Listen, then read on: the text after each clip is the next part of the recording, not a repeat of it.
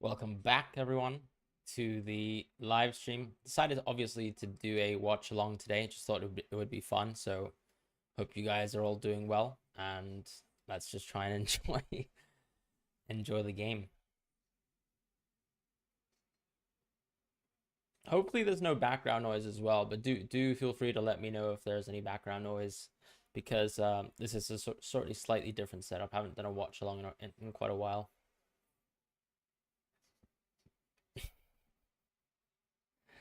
Am I ready for the Barkley first minute goal? No, absolutely not. I've got three players who could get a clean sheet in this match. I'm not ready for that. No. Um, but I am ready, for a Barkley screamer. Although we haven't seen Barkley do that in probably a while. Hey, Leanne, hope you're doing well as well. Nice to see you around. Do you have many Chelsea players for this game? How many people actually have Chelsea players is something I'm quite interested in, or keen to know rather. Jackson. I don't actually have Jackson as well, just to let you guys know. What country am I from? So I'm half Spanish. I'm also half Hong Konger. So I mean, technically Hong Kong you might not consider it as a country, but yeah, sovereign region, I suppose, of Hong Kong. That triple Luton town mid, something else. Chilwell and Jackson, you got? You don't have any Chelsea players, Leanne. I'm surprised you're here. I probably wouldn't watch the game if I had zero Chelsea, given that so many people seem to have really just moved on to players like Jackson just today, really, or even yesterday, given the price rise as well. So interesting to note. I went for Sterling, obviously, today. We had press conferences yesterday, of course, with Pochettino. Leaks were probably as expected. We didn't even get a leak on Gusto, but I actually am fielding Raheem, Chilwell, and Gusto this game. So hoping for the absolute best. But if only Jackson holds, then I might be crying at the end of this. 3 a.m. to watch Chelsea for FPL. Yeah, that's tough. I guess you're watching from Malaysia. That's awesome, Leanne. Thank you so much for watching and for being here as well. How's FPL going for you this season? I'm pretty sure, if I remember correctly, you started pretty hot. Chelsea should win 3-0. You'd hope so. I need the clean sheet, but obviously, there is the fear, of course, that Luton Town can get a result. We saw, for example, when we were playing Turner, for example, you can just concede from anywhere, really. There's enough quality in effectively all the teams for a surprise to happen, but yeah. I think I remember you telling me that you're from Malaysia, so yeah, 2 attackers after 1 billion spent. Um, that's crazy. That's crazy. I mean, I'm half Chinese, if it makes sense, right? So my mother's side is Chinese. My dad's side is Spanish. Obviously, hence I don't really look like I come from Hong Kong, but I do, and can speak Cantonese as well. Nice to see someone from Singapore too. It's very cool. Yeah, let's not do it tonight, Luton Town. It's away from home as well. Let's keep it calm. But yeah, going back to the two two attackers point. I mean, look, let's be honest here. They do have a laundry list of injuries, and they did get rid of a couple players. Yeah. 69,000, that's awesome. I think my best start was 2 years ago, and I started 28k in game week 1. Um, as you can see, I'm ranked like 1 point. Well, I mean, you can't see right now, but I'm ranked like 1.3 million in the world. So hoping a lot really from this Chelsea game goes my way, and a lot of it going my way would probably include Jackson not doing so well, if I'm being quite honest. As far as whereabouts in Spain, I mean, my family is from Madrid, but I don't actually live in Spain. I live in London, so I work in London, and hence I also live in London too. Lucky extra handsome today. Jackson. Oh man. Positive and a negative. Bro finished 8.1. Yeah, John Doe here finished 8,000, just ahead of me, because he made a couple more transfers, or couple less transfers. We ended on the same amount of points, but I just wanted him to have a better profile. description on Twitter. So therefore I made a couple more transfers on a couple wild cards. It is what it is. But yeah, Kyle, positive and negative there. Let's. If Jackson can combine with Sterling, I'm happy with that. And if Sterling can, maybe score a brace, he's done hat tricks before. It's not out of the ordinary for Sterling. It is technically if you consider the last 2-3 years of his career, but hey, we're hoping for the best here. You will absolutely take Gusto yellow card sub off 45 minutes. Why would you do that to me? I don't think enough people even own Gusto for you to. That's terrible. You're just wishing poorly for me. I might have to turn my stream volume a little bit down. Apologies if there's a bit of background noise. I'll turn that down. Am I sticking with double United mid plus Arsenal? Well, I mean, technically, I don't have double Arsenal mid anymore. I mean, the Chelsea lineup that all these websites are sort of listing is something like, a 3 back here, but it's really not the case. I mean, are we really expecting... I'm seeing, for example, on the Peacock live stream here that it's telling me Gallagher's going to play left wing. I would be quite shocked if that was the case. But in reality, it's more of a 4-3-3. I think we just expect Chilwell to be a left winger today. So still sort of yet to see who really is the 10. Maybe Gallagher, maybe Enzo Fernandez. My boy Havertz is gone. Sadly, he is. This was an opportunity where I think Sterling actually has a better game than Havertz. In isolation, I think Havertz has a good game himself. Nuclear Adams, nice to see you as well. Hope you're doing well. Just quickly going to have a look at my FPL team, just to remind myself of what's going on here. I hope everything's okay. Yep, Saliba bench for the time being. Let's put it on points. I wonder if you guys can still see the team. Relatively ugly proportions that I'm showing you guys, but yeah, hoping for a lot here from this game. Mostly a clean sheet would do the trick, but then Sterling, I think Gusto's probably, no, he's actually a smaller differential than Sterling. So these two players are absolutely huge differentials. And obviously I'm going to have to hope Arsenal don't keep a clean sheet, and maybe players like Odegaard and Martinelli keep it quiet as well, given that everyone doesn't like Havertz, sadly. But yeah, that's going to be me for today. Good evening to original cheat code settings, Ran. You tripled up with Sterling. I mean, Sterling, Chilwell, and Jackson's probably the best way to triple up on Chelsea. So best of luck to you with that. That's probably the best setup to go. Madrid play 30 minutes after the Chelsea match starts. Yeah, I know we're playing around 8:30 time. So we'll have to see what happens there. I mean, watching Madrid has been fantastic this season because we've got just a bunch of young kids playing. And I no longer really have to watch our veterans just sort of jog around the pitch and us, for example, throwing away first halves, not really competing for the ball, not pressing in some league games. So it's been a change of pace, obviously, but we've got a slightly different quality, I would say, in terms of strikers, obviously not having Benzema. You don't think Chase is happy? I think Chase actually loves Kepa.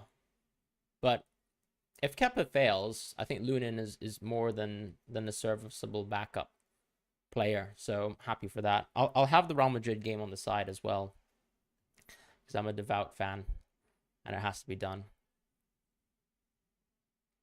Oh, João Cancelo will join Barcelona in the final days of the transfer window. Apparently Fabrizio Romano's just tweeted that. Are you happy with Gusto subbed off on 60 minutes? If he has a clean sheet, sure. If he doesn't, absolutely not. Yeah, I think that's confirmed, but it's not here we go. And obviously a couple of here we goes have failed this season. I believe 3 or 4. So yeah, we'll see what happens there. Is Gusto CF enough? I think Gusto clean sheet is more than enough. I am the starting left back for Real Madrid. That's correct. Fran Garcia is the left back. That's correct.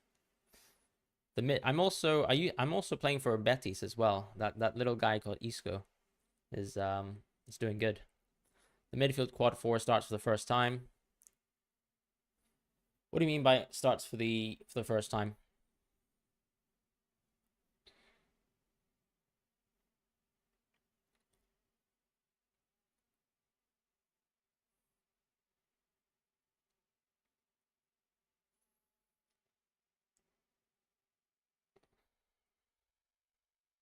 Just quickly checking what the lineup is once again.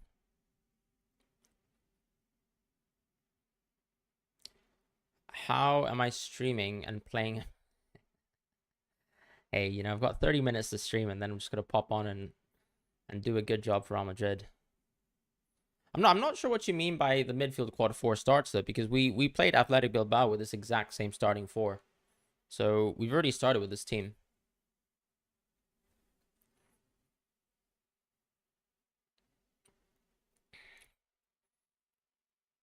I'm feeling a lot of anxiety actually.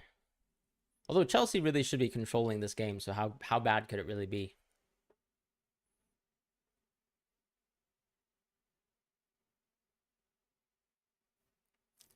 I read some comments actually that Modric is not too happy about his lack of playing time. But I mean, the reality is this is a season that I support Real Madrid.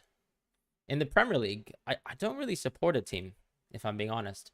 Maybe it's quite helpful in FPL because I'm rather unbiased. I don't watch any specific team hoping for any specific result.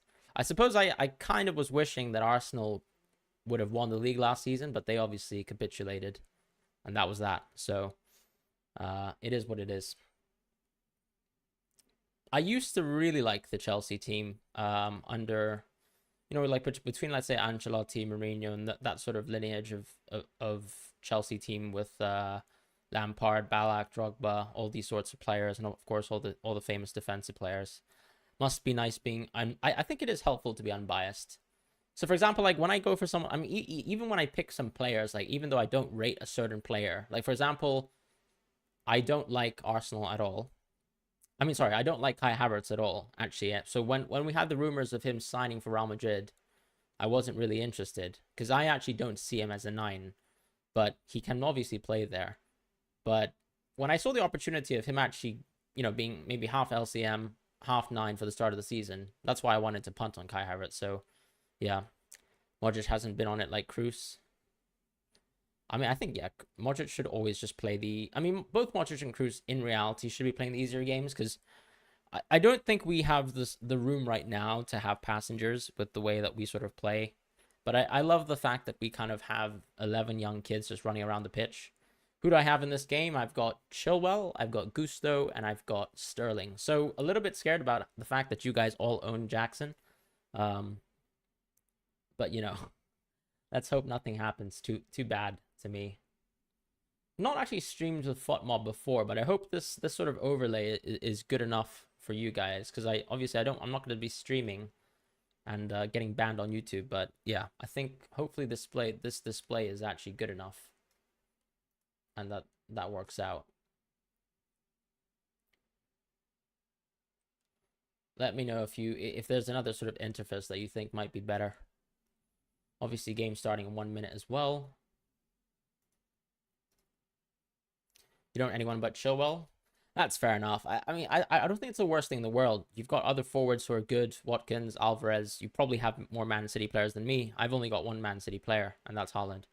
So, absolutely nothing to gain really from the Sheffield United game other than the few people who dared to go against him. You hope Barkley actually shows up this game. Yeah, I mean, the way I see it is he hasn't shown up in a few years, so I'm hoping he doesn't ruin my evening. Didn't consider Pedro to Jackson move, especially with Brighton's tough up. I mean, the thing is, if I was considering that move, I probably would have done it next week if Enciso... I mean, sorry, based on the Enciso news, but given that Enciso's injured, I think there's a decent likelihood that João Pedro starts or gets consistent minutes anyways, so it's an opportunity for me to still keep João Pedro whilst he still plays a home fixture versus West Ham. And so I'm doing that. And then on top of that, I think Alvarez is a good transfer next week as well. So being open, I suppose, to the idea of going for Alvarez is something that I'm still quite interested in. And I mean, that's pretty much how I ended up. And I've got Sterling as well. I felt like Kai Havertz was a slightly larger problem just for the sake of this week. Because if I, let's say, went to, like, I feel like there's a bit more flexibility in terms of my ability to go, let's say Sterling and Alvarez, as opposed to going for Foden and Jackson.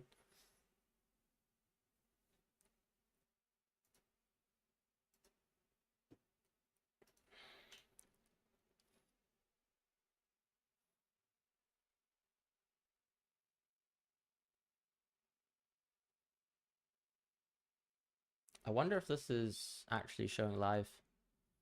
Yeah, this should be better. Maybe this is better.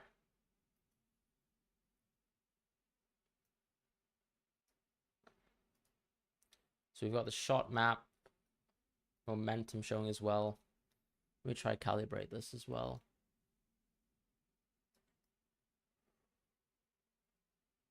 Maybe this is just better. Got the score, got the timer as well.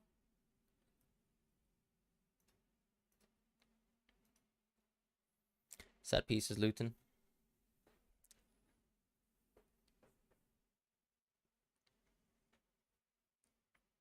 There's a fight going on between Benzema and Nuno.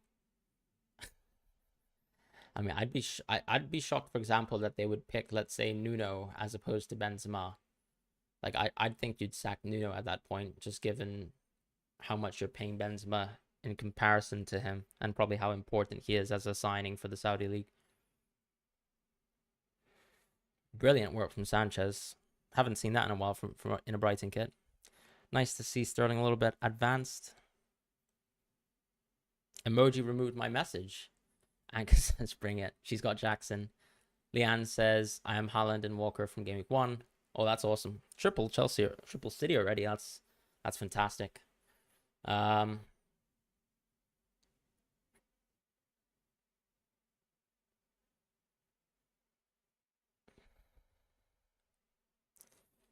Luton already starting to press quite high.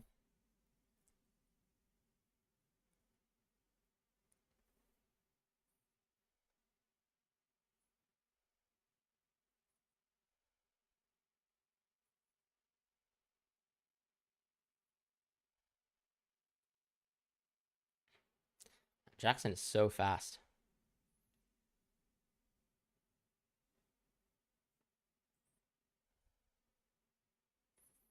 I mean, this setup is actually sort of close to a back three, to be quite honest. But this is just obviously in possession. You can see a Sterling hole this game week followed by 6 blanks. Now, why would you do that to me? Great touch by Jackson. Gusto bombarding.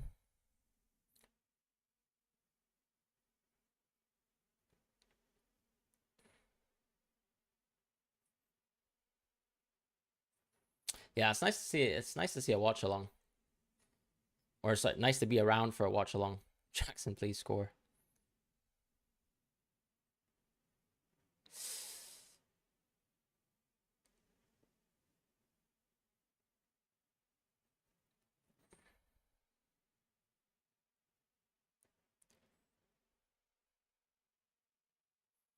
Yeah, this is actually a traditional back three.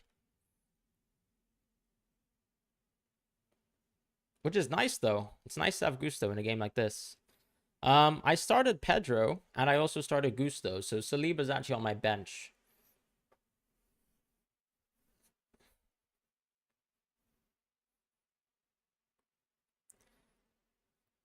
I think Morris becomes a good option as soon as that double game week is announced, if we're being honest.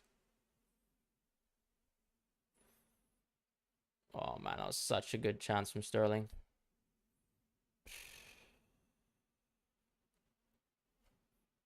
Come on.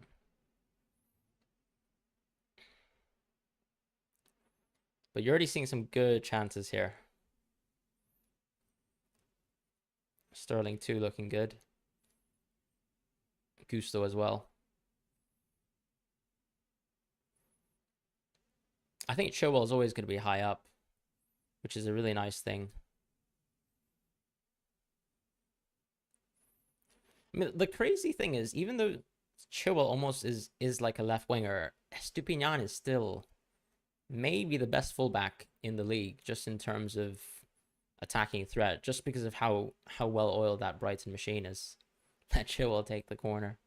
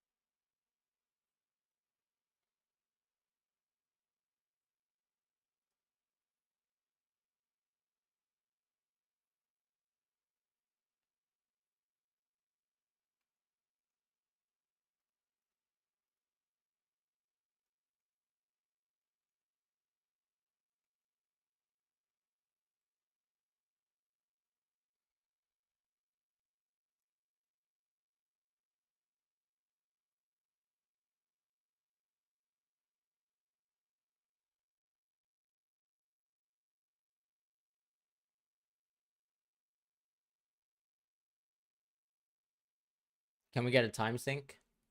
I think it's kind of tough though.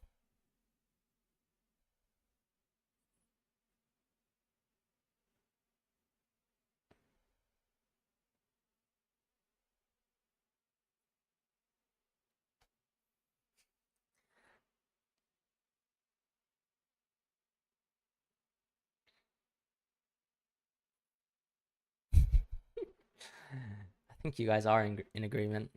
Me, not so much, you know. Just want a goal, really. That was straight at the keeper. Let's be honest. Uh, yeah.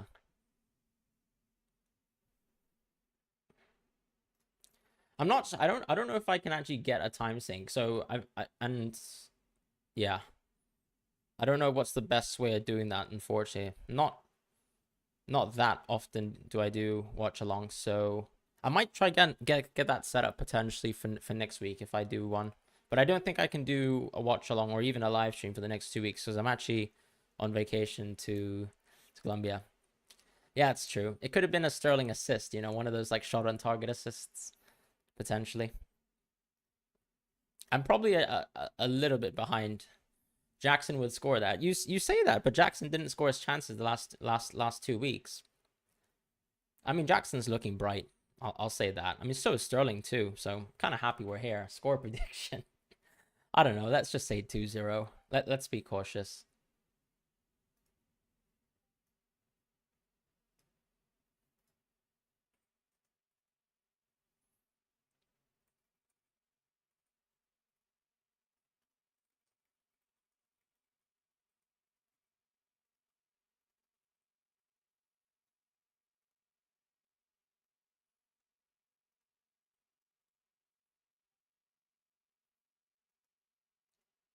No, I'm actually back in London now.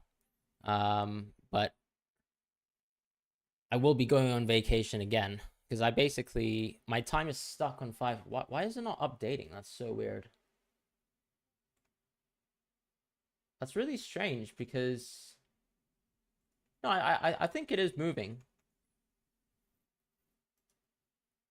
Why do I look confused? Oh, someone's just sending me some text messages, that's all. So I'm just responding to that. And then also just checking my stream to make sure that the timer is actually working. What was that, Jackson? I don't know what just happened there. It only shows the timestamp from the... Oh, right, because you're looking at the... Are you looking at the shot map? Is that what you're looking at?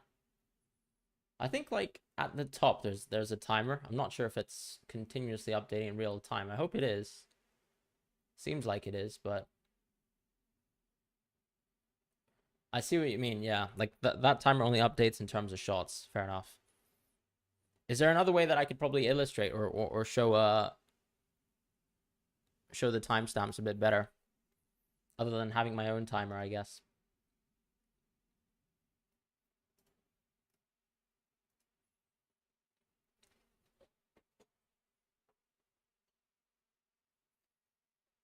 Ooh. My face is totally out of focus. And we're back. Thought Mbeumo was a popular transfer. After bringing him, I just saw everyone's... I mean, look, I still think Crystal Palace, people know, is a slightly tougher game. Nice to see you, Catalina. Sterling doing too much.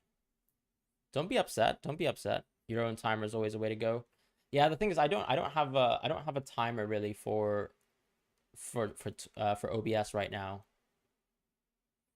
Sterling, please.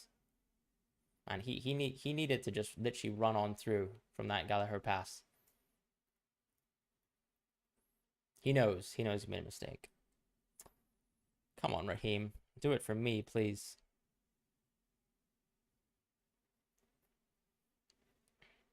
Sterling doing... Hey, I won't complain, you know. I don't own Jackson. Sterling looks good. Happy days. Look, in the meantime, right? All the action is at least in the Luton half. So when we're talking about the fact that I own 2 Chelsea defenders, that's quite nice. Obviously, this will all go wrong somehow.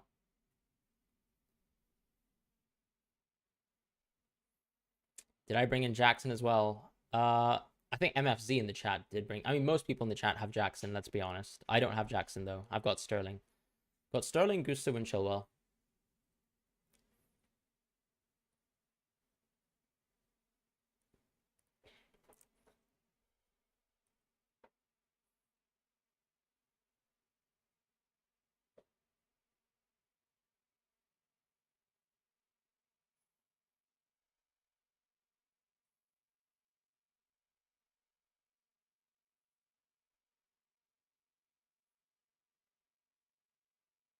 You brought Isak in. Honestly, I guess the way Liverpool's looking... Fair enough. Yeah, they've been looking shaky for more than a year now, unfortunately. Even, for example, when Liverpool were actually winning a string of games in a row, I mean, they were really still just outscoring teams, and they also, you know, got a good run at the end of the season where they were facing a lot of bottom half teams. So, I think probably our expectations on Liverpool are slightly different from what they should be. Any upsets tomorrow? I'm not sure, to be honest. You would have brought in Isak for him if you weren't 0.3 million short. How much is Isak? 7.7 million now.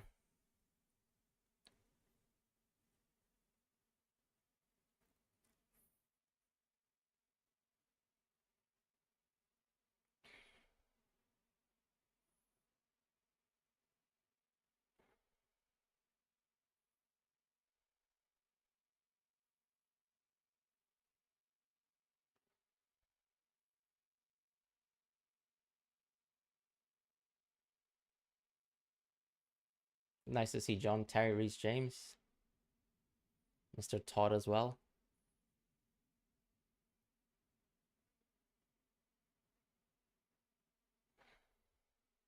That's not to say that it's a bad thing though, because I mean, if you look at a team like Brighton, right, where their defensive actually is actually relatively good. Like it's probably a top 8, top 10 defense, but their attack is what's really their sort of unique selling point. And still, I think that's one thing that Liverpool still have to this day, that they're still probably a top 4 Premier League attack. I'd probably, I mean, it's hard to say really what the top 4 is, but top 5 for me is clearly just going to be Arsenal, Liverpool, Newcastle, City, and Brighton. Those 5 attacks, I would say, are still the best. But, you know, obviously the thing about Liverpool is compared to those other 4 teams that I just mentioned, their defense is probably the worst at this moment in time. So that's very, very concerning. And, of course, you've got lack of replacements. Konate, who isn't really usually fit all the time. So, yeah.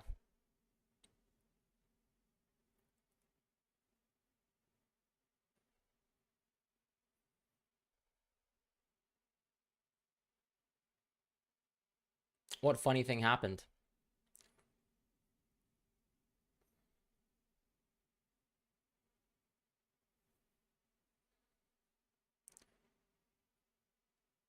Rank these midfielders not FPL wise.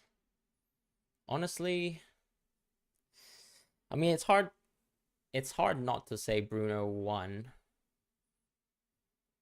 But I think Odegaard's probably close to being a better player in my estimation.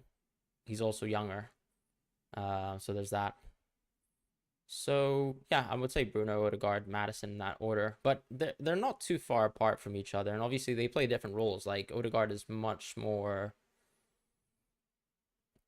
of a well-rounded sort of center mid in terms of how he can control the game, I would say.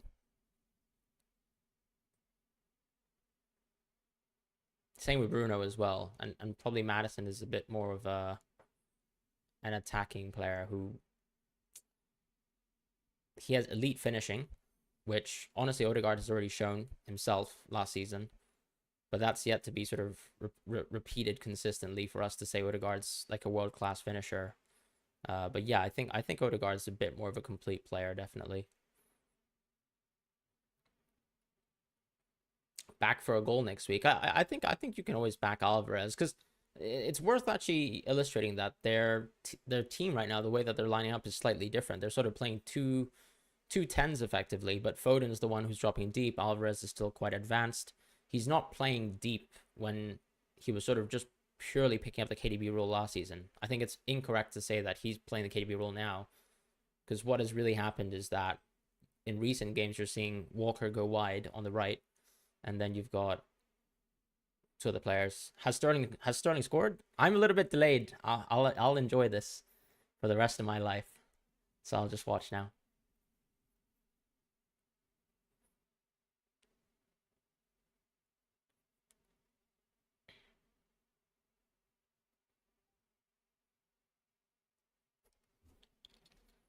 I want to cry, guys. I've been absolutely killed by people in the YouTube comment section for owning Kai Havertz. That's awesome.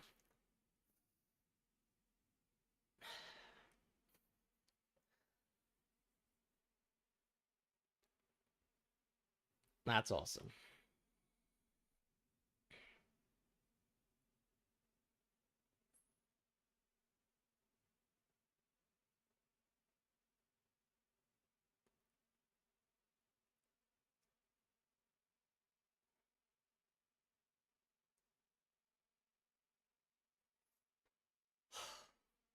That is so awesome. Woof. It's been tough actually, because I did receive I did receive a pretty tough comment last week, which was like pretty hard to take. But yeah, that's nice. Nice little redemption. Hopefully Kai Havertz scores as well. I'm happy for him.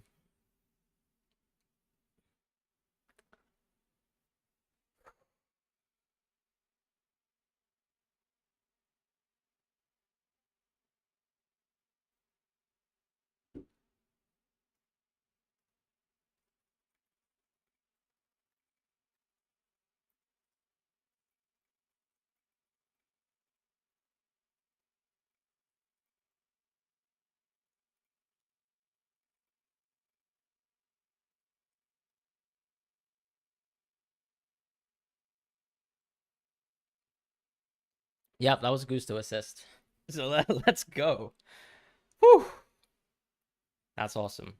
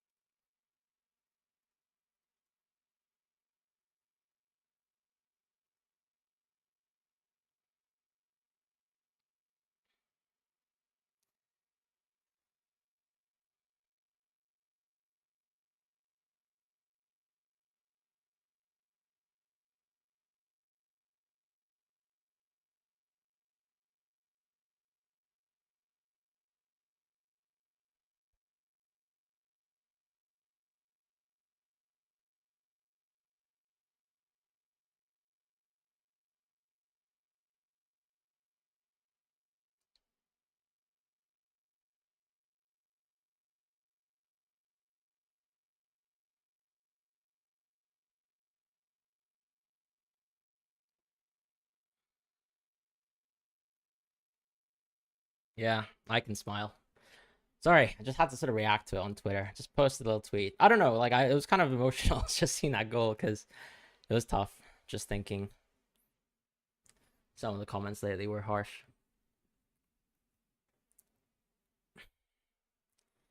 I'm so glad for you as well, Shadow Hunter. Yeah, good on us really for taking the punt.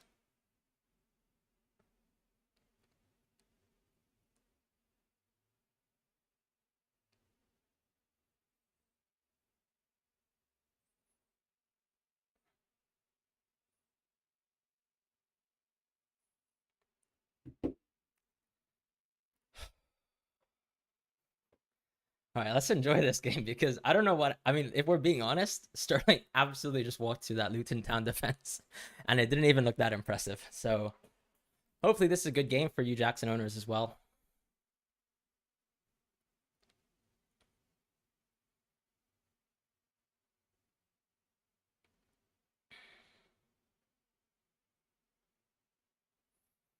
Yeah, I mean, I do care a lot. Sorry about my screen being so blurred out. Let me just try and fix that. I'll show you guys the comments as well. That made me a little sad. Nothing against the person as well. I mean, I can kind of understand if they don't watch my content, they probably just don't think that, I try my best. it was on my review video actually, and someone absolutely murdered me.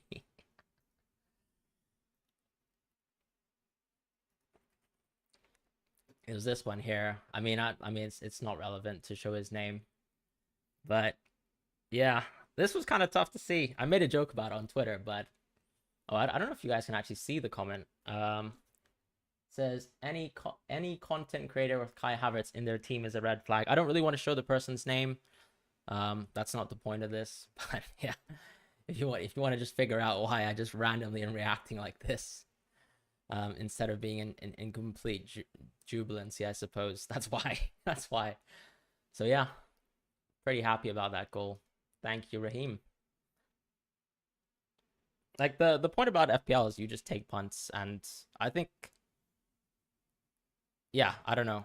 It made sense to me to go Kai for a bit. As I said, I don't particularly like him as a player. Was happy the Real Madrid links were shut down, but I think part of being an FPL manager as well is trying to not inject your own personal biases on a game. So, for example, if I see that someone like Mikel Arteta really sees a role for Havertz as an 8 in his system, and maybe he can play a couple minutes in 9 like in the Community Shield, made sense to me.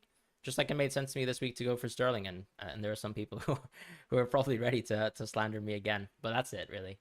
Cool. Let's enjoy the rest of the game. Jackson has forgotten how to dribble. I think Jackson's getting. I mean, look, there's always going to be a mental aspect of sports. He looked incredible in the preseason. It almost felt like Jackson was absolutely faultless. Like he couldn't make a single mistake in the preseason. But I'm sure, for example, not finishing his chances in game weeks 1 and 2. I mean, that's going to add up a lot of pressure for you because the preseason is completely irrelevant in terms of comparing it to regular Premier League games and so on and so forth. Yeah, my points on Gusto definitely are covered.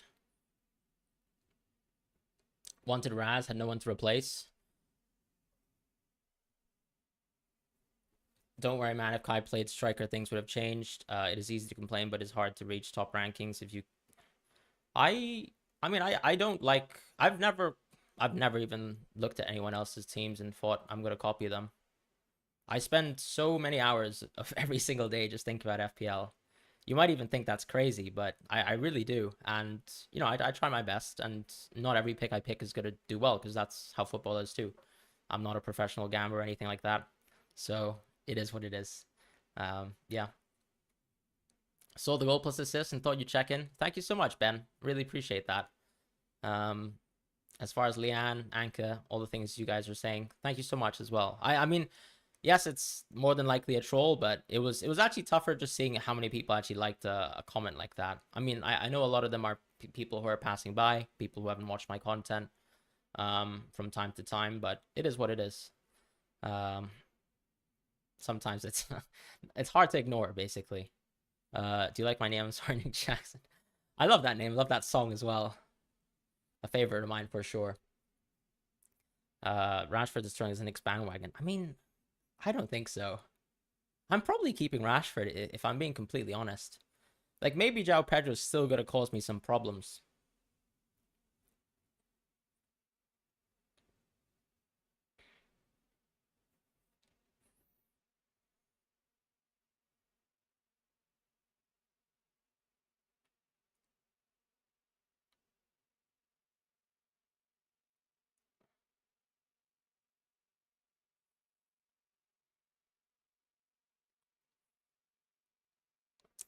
I mean, I think people are set on opinions, right? Sorry, I'm not emotional anymore, but I think, yeah, that's the thing about FPL management, I would say, is just completely being open to situations. It's the same thing with, for example, let's say one pick has done, let's say I own Jackson game weeks 1 to 3 and he looks terrible. I think you have to be open to the idea that, you know, his fixtures is still good. He's still going to be a good pick until, let's say, they bring another striker. That sort of thing is important. So I think as FPL managers, the best advice I can always give is just be open to changing your opinions as much as possible. Which is why, for example, I mean, it's not like I ever considered Kai Havertz last season, even though he was actually, for example, at one point quite a viable pick against Watkins. Jackson down. How bad is it? I'm really behind. But fortunately, the spoiler that you guys gave me was probably the best spoiler I've ever seen in my life. So it is what it is.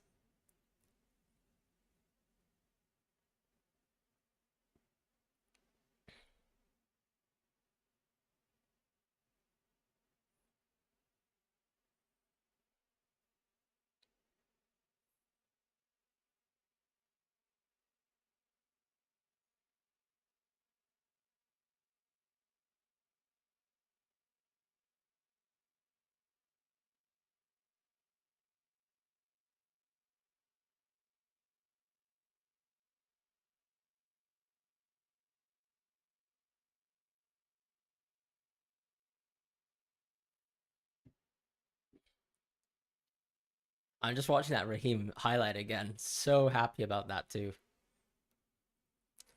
Hey Dominic, how are you doing? Hope you're well. Finally, some FPL points. It's been a long time. Let me see where I am at in the world. Obviously, it's unfair because I've got triple Chelsea. So that's kind of shot me up to like 219k. But this is super early doors. There's no reason to overreact. But this is nice, obviously. João Pedro, once again, another big punt too. And we can hope, obviously, that Chelsea get a clean sheet. We'll see what happens there.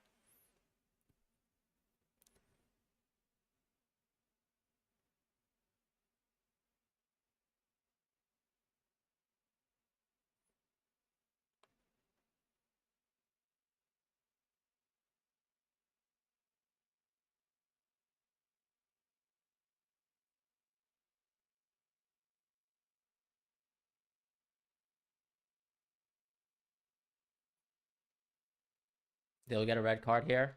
It's crazy. It's an assist though. I mean, no, Sterling literally he just walked. Have a look at the goal. Like he just goes on a small little run. Doesn't do anything crazy. It's not like the Matoma goal.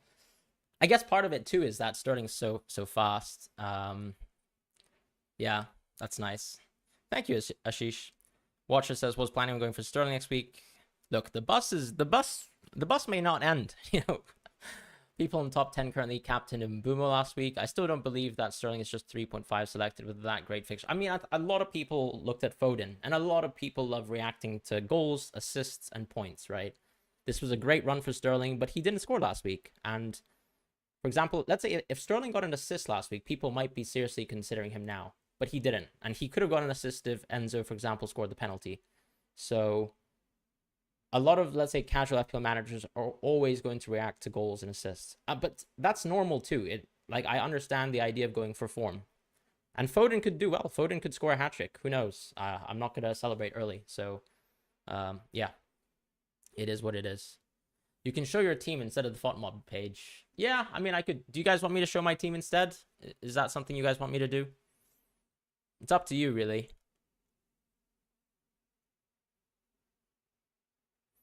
Man, imagine if Malo Gusto scored that random pot shot he took. I'd probably have to turn the stream off.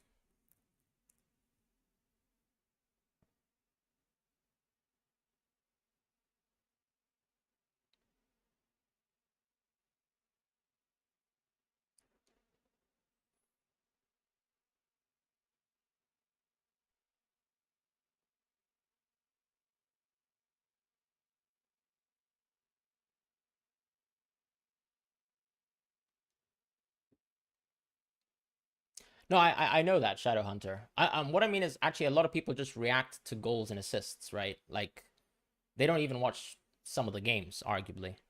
So that's what I'm thinking. Thoughts on Anderson from Palace for next week? What do you mean, like the Anderson as in the defender?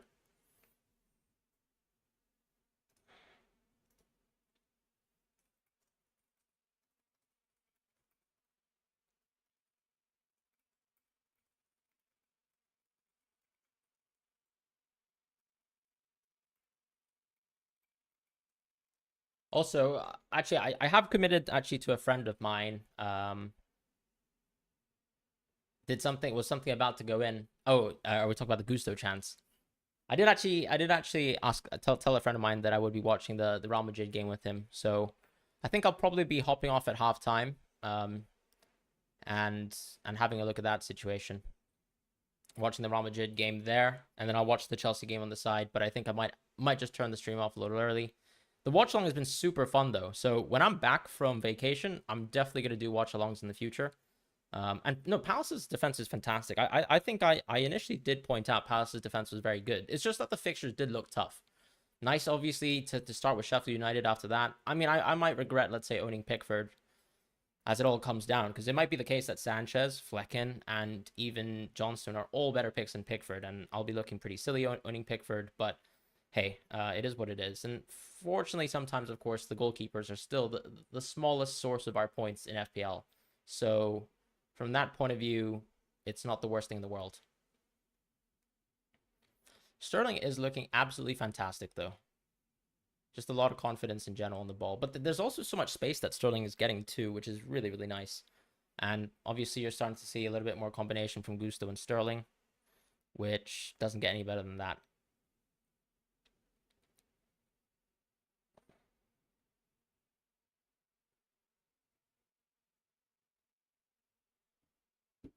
Get guests along as well for watch-alongs. That's not a bad idea, you know. Franix Mark Goldfish watch-along collab. I would be happy to do any kind of watch-along collabs with any other content creators as well. Genuinely happy to do that. Are you joking? Celta Vigo scored already? Nah, man.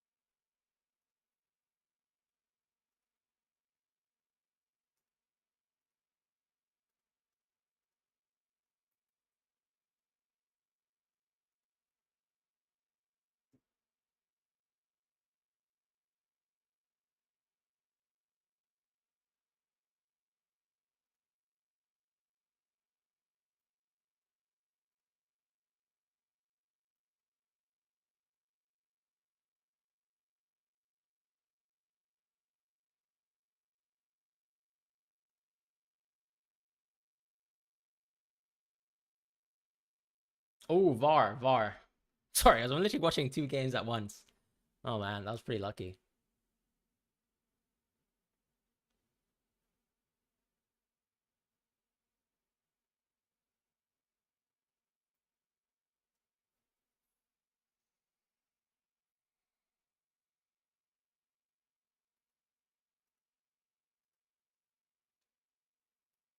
What Fran is short? I mean, my full name is Francisco. FRANCISCO. So that's what Fran is short for. My channel used to be called Total Tactics FPL. I'm sure some people here were watching that channel at the time, or even Actually, my channel used to be called Total Tactics Football before I became like a full-time FPL content creator. And I don't know, I just didn't think that because I was moving away from being a tactics channel and starting to look more into FPL. Yeah, that's sort of why I've rebranded. I felt like, my nickname in a sense is very marketable, I suppose, just because it's just one syllable compared to a mouthful, which is Total Tactics FPL. So yeah, I just felt like I could maybe create a little bit more better branding with it, which is why I'm FPL Fran now.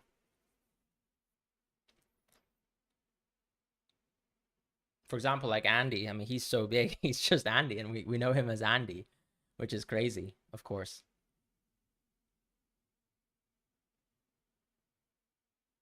I was born in Hong Kong. I'm half Hong Konger. I'm also half Spanish. You smell a Jackson Blanc. I mean, still plenty of time, guys. Plenty of time. God, Enzo's such a great player. If Real Madrid, for example, didn't end up buying 4 to 5 world class players, I would love to have had him in my club, really. World class midfielders as well, in particular.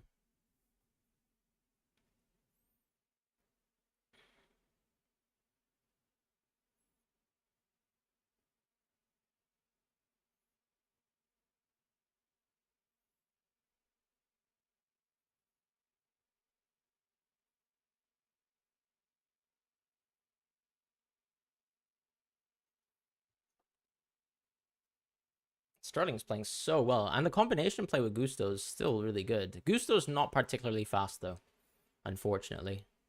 I wish he was a bit faster because he could have done something there. Bellingham is so good. I mean, I think he's the striker basically that we didn't know that we bought effectively. No, but Bellingham, I don't think I would have said this, but he may actually be the best player at Real Madrid right now, even ahead of Vinicius. Do I rate Frankie De Jong? Yeah, I absolutely do. Do I think he's a great player? I don't know because I feel like the defensive aspect of his game, particularly since a lot of people see him as a CDM, is super overvalued. Like he's not a good defender whatsoever, and it's not even his best position. But yeah, I mean one of the things too with Barcelona that's tough is ultimately Pedri has been injured non-stop. Busquets, I think, was actually really good alongside De Jong, and so there's going to be a bit of growing pains there for this sort of Barcelona midfield. On top of the fact that Lewandowski is still an aging player and clearly past his prime. I think Bellingham could win the Ballon d'Or in the next 3 years. Obviously, Erling Haaland is the biggest roadblock, and then obviously Mbappe as well. But other than Vinicius, and if you're outshining, for example, Vinicius at the same team, very hard to see Bellingham not winning the Ballon d'Or. And it would be beautiful, wouldn't it, to have another midfielder win Ballon d'Or. Obviously, I'm spoiled for choice being a Real Madrid fan. It is what it is. But yeah, half Chinese, half Espanol is such a cool combo. Must be interesting clash of cultures growing up in the household.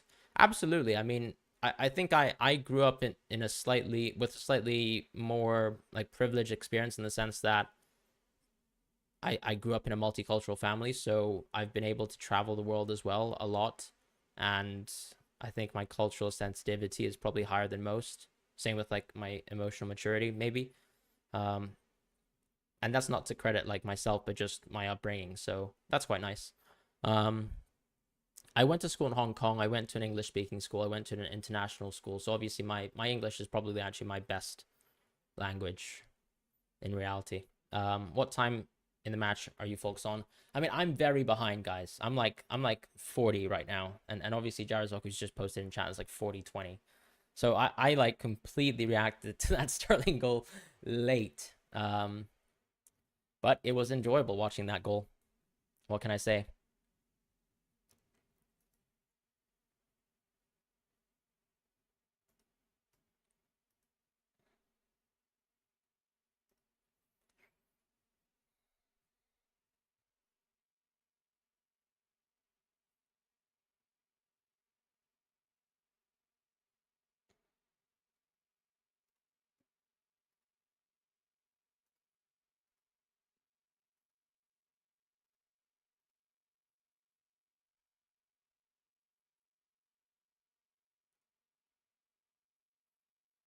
I think I'm definitely gonna bring in Kabore if Luton have a double game week.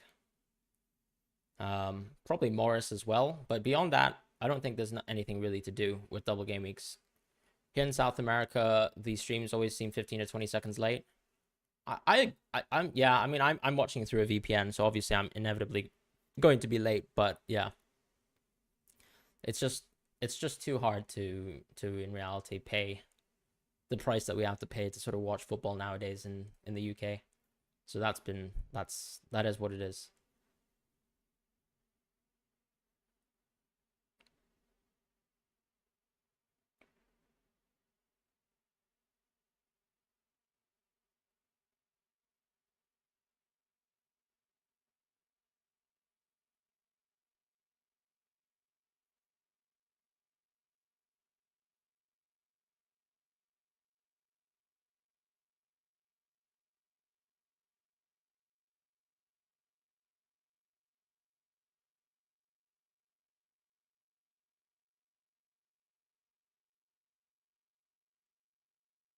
UK broadcasting rights are one of the weirdest things in the world. Like I'm actually genuinely shocked that people think it's normal. For example, you could actually grow up in England and think that it's normal, but every other country actually has ease of access to watch football. I mean, even the ability to just watch a football game, even if it's on 4 to 5 services. The fact that we have 4 to 5 services and then you also still miss football games is kind of crazy. It's my first time FPL. I have Cole Wilson hoping Jackson won't score and Chilwell to be subbed before. All right, don't do that to me. I would like a Chilwell clean sheet if that's okay. Can we just share the clean sheet together? Jackson, I don't know what it is. Honestly, I could tell you right now that Jackson in the preseason looked incredible. Like, with space, with time, his touches were perfectly fine in the preseason. And I've watched him in Villarreal too. But it's not like he was... Like, he basically had one hot month of football and then an extremely hot preseason too. And it's been all duds in the Premier League for the first 3 games. Anka says, it's crazy how I can watch all the games now on holiday on basic cable. That is so cool. I would love to have that opportunity. But yeah, I don't know what it is for Jackson. But I'm just glad it's not happening to Sterling. And that I have Sterling as well. So, yeah. I think Jackson just looks incredible running in behind. Like, he actually does remind me of Darwin Nunez, honestly. I mean, I think Darwin's touch is good. It's his finishing that's poor. But right now, obviously, Jackson's touch has been slightly poor. Yeah, Jackson's assist to Mudryk was great. Jackson's assist... Do you guys remember the Jackson assist to Gallagher? Very, very good close control touches as well. The combination with Nkunku, I think, one time as well. He looked great in the preseason. Nothing really wrong with him. Touches were great. Running in behind was great. Good diagonal runs. Sometimes running a little bit too early. Theodore, nice to see you. You asked for a watch along. Here it is.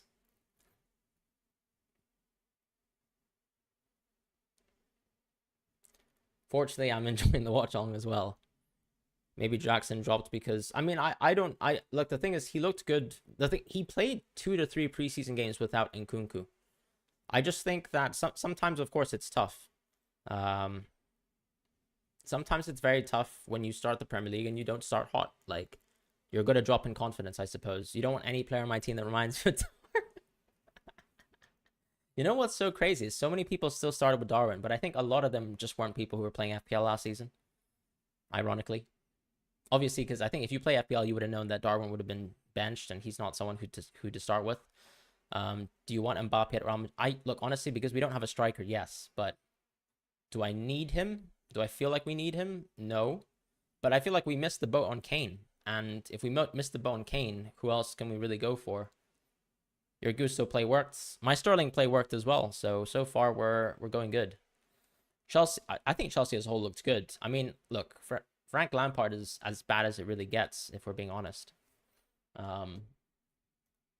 Truthfully speaking.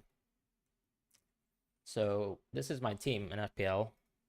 I don't know if you guys can see it, but yeah, I've got Sterling, Chilwell, Gusto, basically. Are you saying it's the Nkunku aura? That's funny. No, I don't know. I think Jackson's a perfectly good player, but, you know, I think a lot of people also probably over-expected Even the betting houses were expecting Jackson to have an incredible season. And look, it's just 3 games in. Jackson will probably do well. Like, let's not overreact as too much. He's a perfectly good player.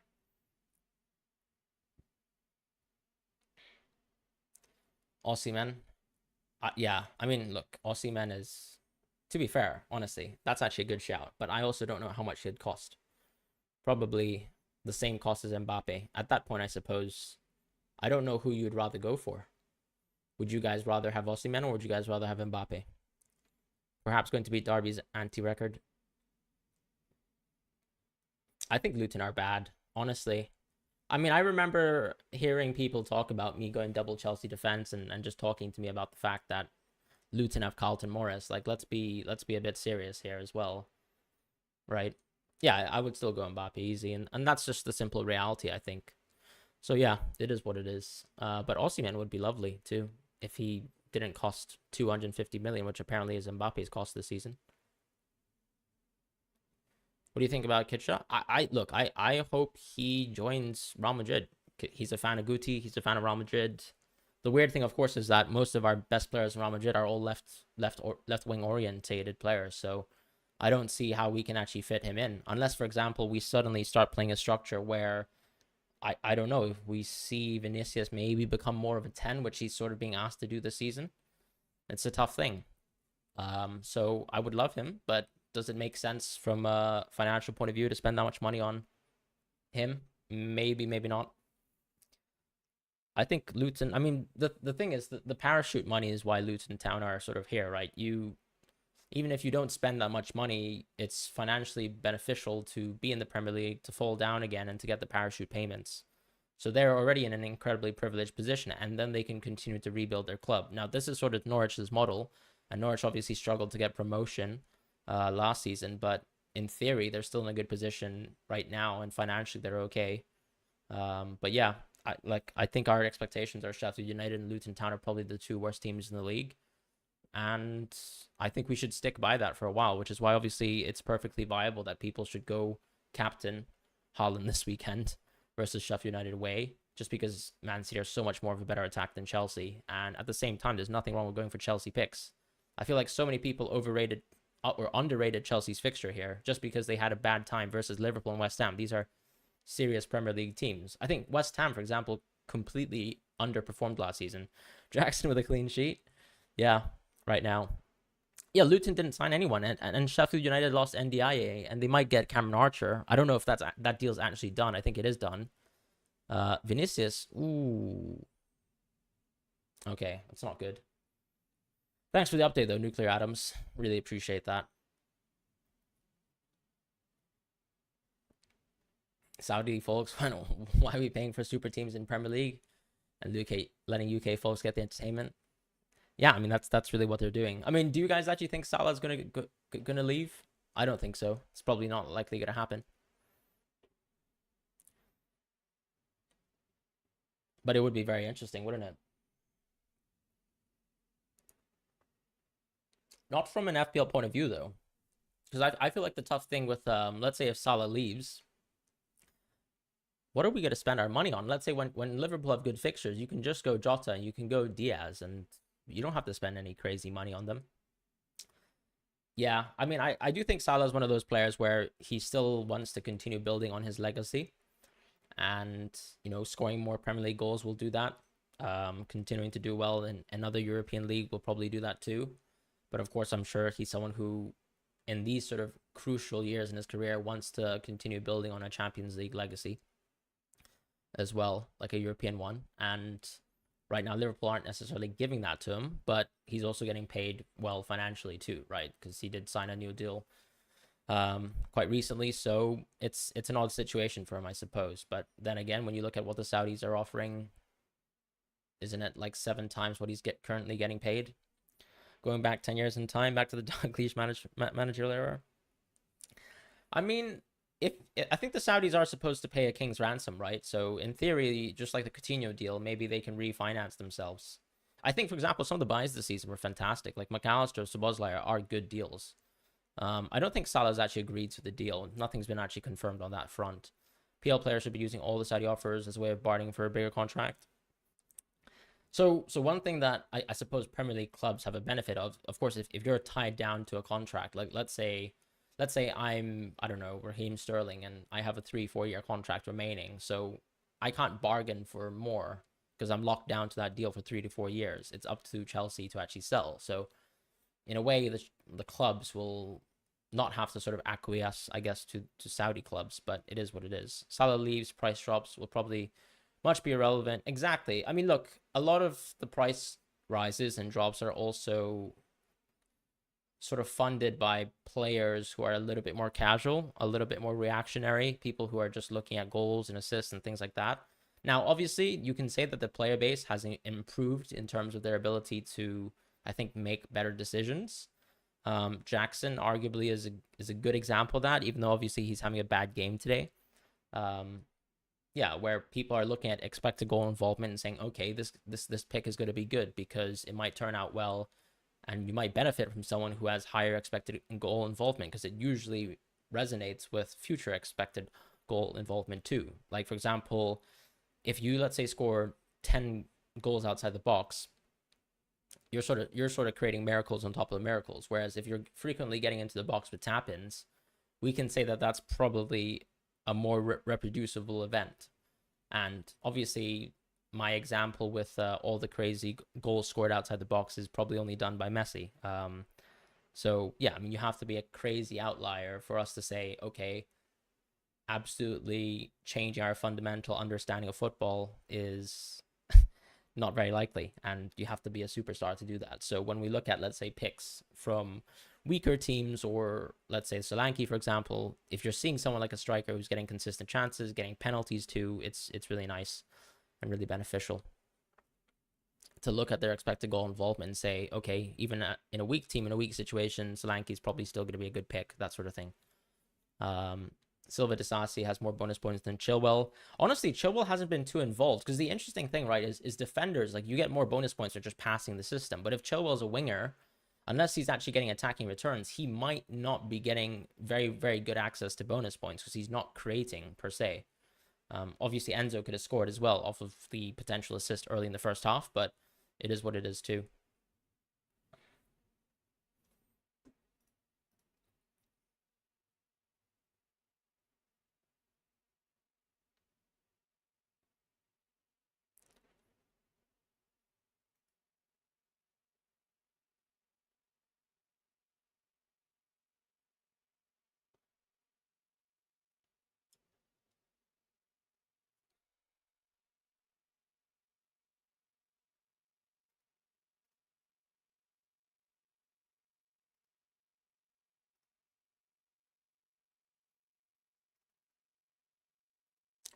Solanke will always be a decent low ceiling pick. Exactly. 90 minutes is great. Good XG. Penalties here and there. Probably the most involved, the most talismanic player of a very weak team. It's beneficial. Gusto had the most Chelsea points last week. Is that actually the case? Wasn't sure, but I didn't know that. Did he get into bonus points last week? By the way, Chilwell's not too far away from players like Disasi. Like, he could get into bonus points anyways. Just, let's be fair. As far as... And also, if Chilwell gets a clean sheet, you're happy. Like, that's the bare minimum that we sort of expect because of the fixture. But if you're going to get that, then you should be happy. As long as you get those 6 points. But we might not get those 6 points. So we'll figure out. I mean, Gusto had 1 point last week. Or are we talking about... Oh, you mean the most bonus points? Okay, I got you there. Yeah, I think actually what's interesting now is that the partnership between, let's say, Gusto and Sterling is really good in terms of these sort of passing triangles that we're continuing to see, right? The Gusto, Gallagher, and Sterling passing triangle is working out for this Chelsea team. Whereas, let's say, arguably, maybe Jackson going left, Chilwell as well, and Enzo as well on the left-hand side isn't as good. Kepa just punched the ball. I mean, Kepa always punches the ball. He's not a handler. He is not a handler whatsoever. I think that Chilwell was presented as such a maverick pick by FPL community and content creators that people expect. I think also, like, I think Estupinian is actually the crazy thing. I think Estupinian is why people are going crazy, right? the fact that you have a left wing back, you know, getting consistent crazy returns, like it's not normal, and we're over expecting, I would say, from Chilwell, and that's the biggest thing.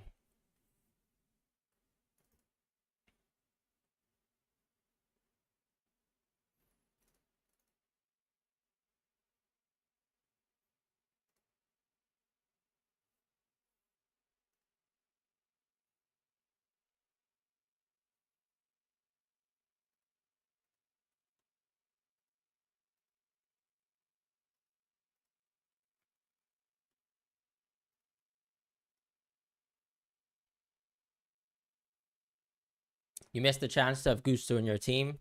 I mean, there's still arguably a chance for game weeks 4 and 5. If you hope that, let's say, James gets injured for a little bit longer, maybe you could get Gusto game week 5. He looks like a really good player. And that's what I was saying. Like, people, I think people also overreact to prices, right? Like, people were sort of slating me on my stream for going for Gusto over Saliba when they don't have another right back. He played perfectly fine for Liga last season, was a top right back, and there's a reason why they spent money on him, because he's a young talent, and he looked very composed, I would say, in the West Ham game.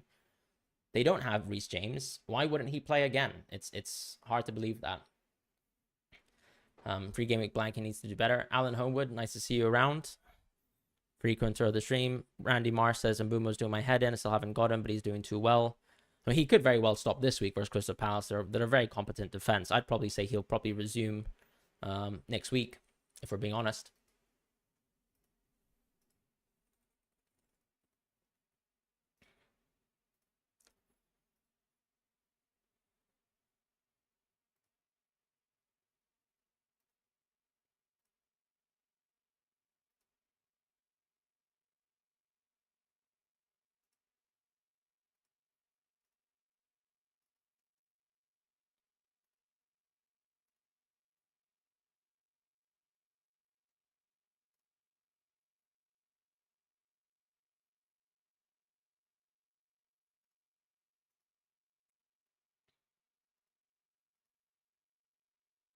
If Richarlison blanks versus Bournemouth, should I get Sterling next week? I don't think so. I think you should keep Richarlison, honestly. I think they both have great fixtures next week, right? Because isn't Richarlison's fixture... I mean, look, I would keep Richarlison until game week 5. That's the bare minimum. It's Sheffield United at home.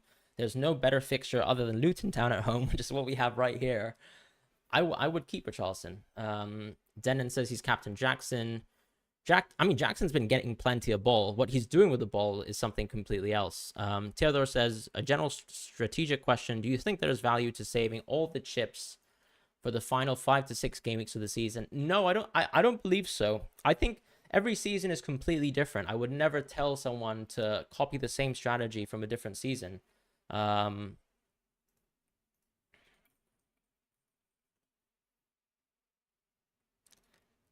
And yeah, that's my advice. I would say play the fixtures as they are. When we find out about double game week fixtures, we can then make a plan towards them.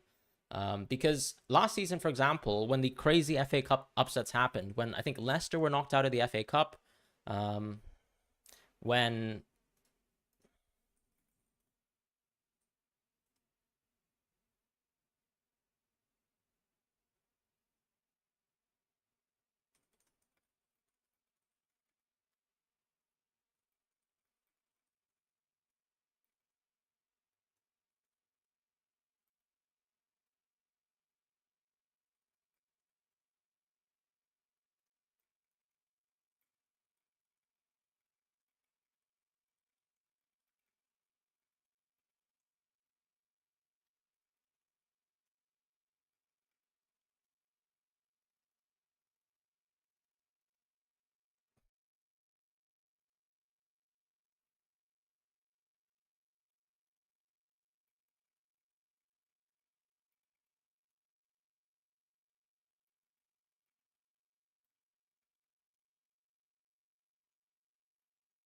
Sorry, just responding to a friend. I completely zoned out. But as I said, when we had the FA Cup upsets, right? You had Leicester getting a crazy upset. I can't remember. Another team got knocked out that I can't really exactly remember. Was it Tottenham maybe who got knocked out as well? And that created some really weird blanks in double game week fixtures. So a lot of us said this was a great opportunity to wildcard, so we do that then. As far as going back to your general question in terms of triple captaincy, we don't exactly know how the double game weeks will fall. So you just have to adjust to that, play the fixtures as they are. And yeah.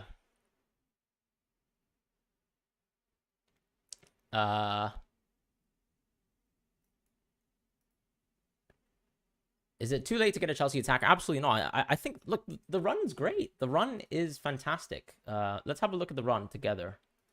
So you have, let's look at the fixtures, right? In theory, Bournemouth away, still good because it seems like Bournemouth is more of an attacking team. We're expecting, obviously, if you're looking at Chelsea attackers, for this to be a good fixture still. Aston Villa, I think that's a tough fixture, even though that's at home. Fulham, you're seeing them right now as a very, very easy team to target. So I would say 4, 5, 6 is okay, and 7 and 8 are still good fixtures, even though 3 of those good fixtures are away from home. Still versus a lot of teams that we still expect to be very, very poor from the defensive point of view. So I don't think Chelsea attackers are essential because City attackers are staring us in the face. So for example, I might even go Alvarez next week. I mean, look at this run as well. 4, 5, 6, 7, 8. We probably have a bit more. I mean, sorry, Arsenal's obviously not a good game on paper, especially since it's away at the Emirates. But you get my point in terms of if you wanted to jump on City next week, you could still capitalize on basically 4 good fixtures in a row. And you don't have to keep players in your team forever, right? Some people might even be wildcarding game week 9. So there's definitely a boat to jump on. That's for sure. Sorry, as Steve says, played Richie and benched Mbeumo in hopes for a Palace defensive wall. I respect that. I always respect playing the fixtures because I think a lot of people make the mistake of, okay, this person's, I mean, okay, you could be Salah, you could be Haaland, you could score 16 points every week, but it's very unlikely. And if you let's say have a look at, let's say, sorry, what was I talking about? If you have a look at, let's say, the fixtures for Tottenham, yeah, I agree, they're better than on paper what Brentford have on the plate for this week. And then, honestly, Richarlison game week 5 sounds crazy, but if he's on penalties, you could captain him. You could captain him on that week. But obviously right now, I'm going to be Haaland captain for the time being, and we'll see what happens. But yeah, just my early thoughts on those fixtures. As far as Soldier Boy, thank you so much for the comments. I think there were some people that were super kind to me in terms of sort of supporting me when there was some sort of negative-ish comments. And, you know, it's people like you that make me realize that the content's really worth making and that I do have a community here. So thank you to people like you who tune up to the stream, support me when I'm down, basically. Because, yeah, I'm on a high, and it's thanks to, well, a goal like this that sort of makes me feel like I'm redeeming myself, but also that people like you would probably still support me if Sterling didn't score or Gusto didn't assist. So, yeah. Kanan says, Jackson is getting the ball too close to the goal, as ironic as it is. Yeah, he does need space in behind, but the thing is, for example, even early in the game, he had space in behind to run, and he still sort of absolutely messed up the opportunity. So it is what it is. All right, the game is back, so let's watch some football. Hopefully, no jammy Luton Town goal, and I get to go, you know, finish the night as a happy man.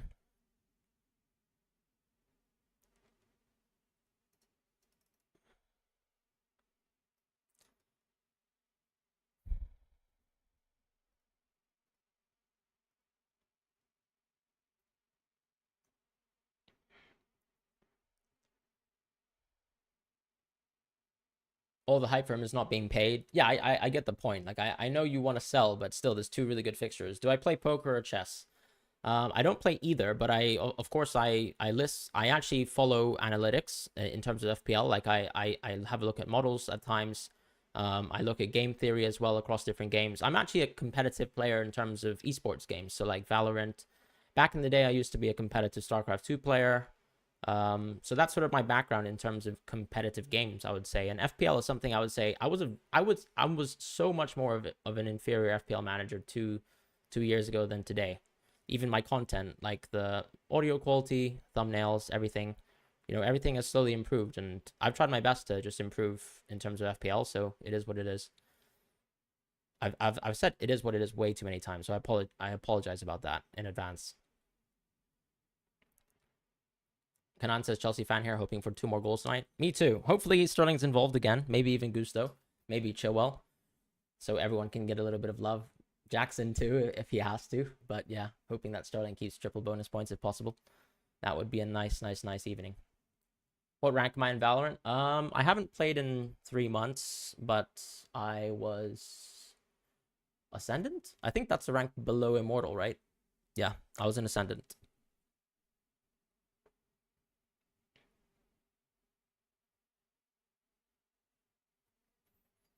Basically like the green rank tier.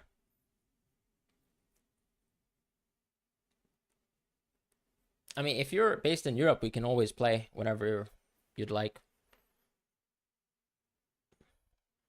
Chilwell and Jackson performances. Yeah, I mean, they haven't been perfect, but I think we can still expect a lot out of these two. I wonder sometimes, and we were talking about this earlier with Estupinian, like sometimes it's actually better as a fullback if you have a little bit more space to run into, particularly if you're someone like Chilwell who probably benefits from that. Because being a winger, you sort of have to get yourself out of tight positions yourself. Like you're the one who's actually taking the one-on-one duels. Whereas as a fullback, you're usually often the player who actually gets to run in space, which is why, for example, when Estupinian gets to benefit from that, I think you get the absolute best out of him. I know Roberto De Zerbi basically says, ooh, okay. Has Chilwell scored? Oh my god, Chilwell could have assisted that. What are you doing? What was that? He could have shot or he could have just passed. But I don't know what the hell was that. That was a shocking pass. That was a shocking pass. Completely mishit that. It's hardly in advance if you're saying you've already done it a bunch of times. Yeah, sorry, Jarazok. Sometimes hard to stop my train of thought and actually make a coherent sentence when I'm on the live stream because I'm just like talking nonstop. And then at one point, I think my brain just gets fried. Gallagher has low-key been their best player. It's just disrespectful to Sterling. No, I agree. He's been very good. Ooh, good little shot there. Good little save as well.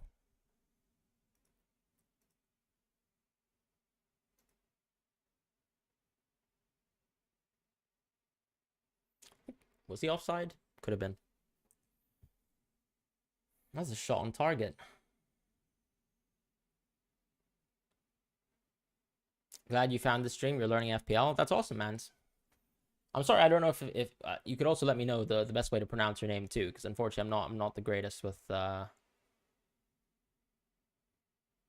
Is it a Scandinavian name? I suppose. Jinxwell and Jinxon messed up. Yeah, I don't know what that was. I think Chilwell should have just taken a shot or passed it behind as opposed to ahead. Well, Chilwell, sorry, excuse me, Sterling was.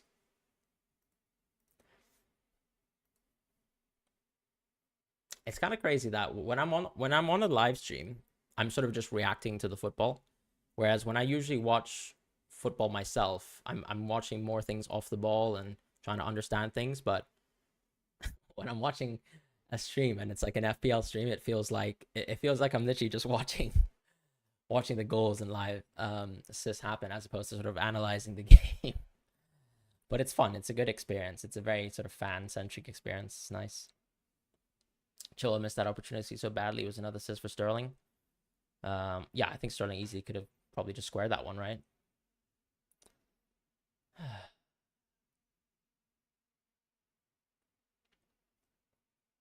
Whoever loses to Luton deserves an automatic relegation.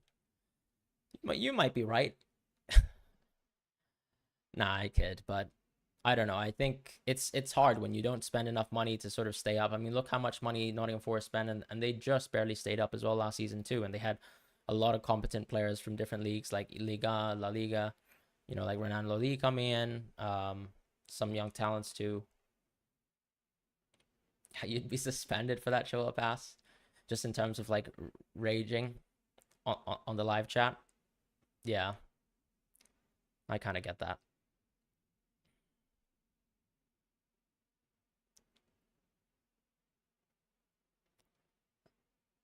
Yeah, I mean, isn't one of the big things with like Holland the fact that he asked people to call him Haaland as well. I think Hoyland is how you say it, right? The Man United striker. The analytical and fundamental theoretical part of your channel is fantastic. These watch-alongs are a great opportunity to build a fan base. Absolutely, yeah. I mean, I'm trying to grow the community. The idea, of course, is I do want to do it full time, so this is a nice way to do it. Really glad to have you guys here, so thank you guys so much for watching as well.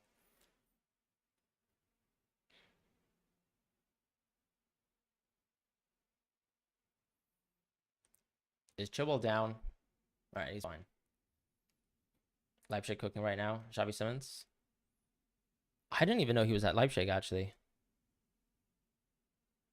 That's crazy.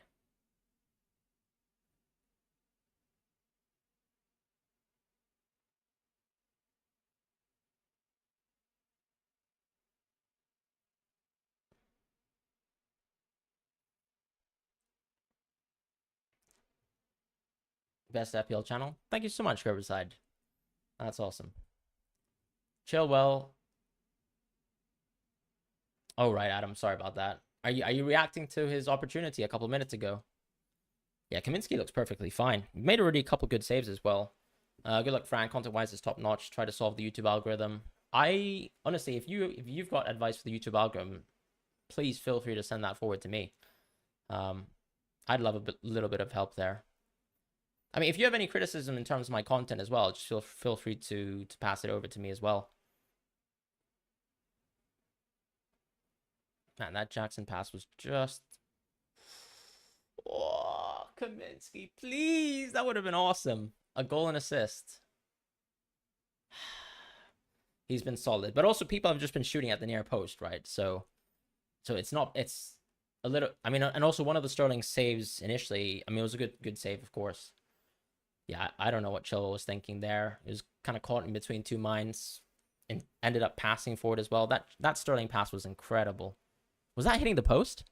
The Enzo shot? That was such a good pass by Raheem. Very, very, very nice. Raheem's looking great. Honestly, so happy with the pick so far.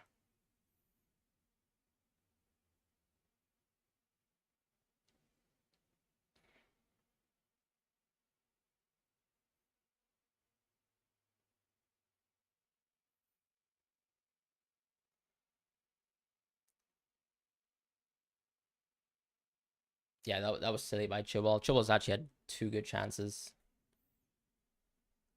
Jackson might be worse than Nunez, can't lie.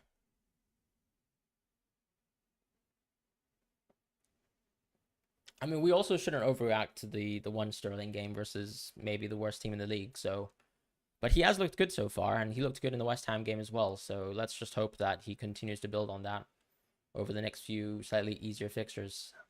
Chilwell will know how to shoot next time. I mean, Reece James is probably the one you want taking shots at the end of the day, as long as he can actually play football on the pitch, which is also a bit of a rarity, unfortunately, with how things are.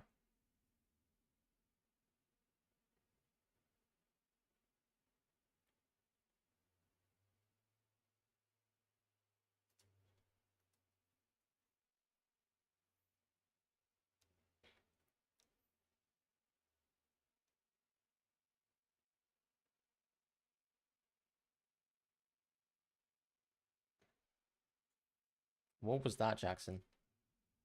That's not a penalty at all.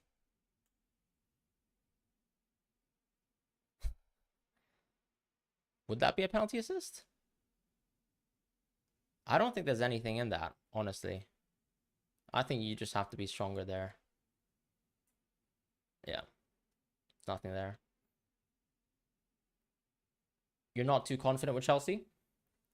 I mean, at the end of the day, it's still been one-way traffic, right? It's been one-way traffic. I think it's fair to say that their attack is super. They have 9 injuries, 9 full-on injuries, and they've taken out so many players out of their team. Pulisic is out, sold a bunch of other players, and a lot of the players they brought in have either gone on loan or they're injured, which is shocking. Like Nkunku being out for a while, Carney being out for a while. James, you can probably expect, because the reality is he has a very, very poor injury and recovery history. But for the other players, it's been a bit unfortunate, I would say, because you could argue that this Chelsea team would probably look a little bit better. And Lavia will also come into the team too. Maybe he can improve the team as well. That could be quite helpful.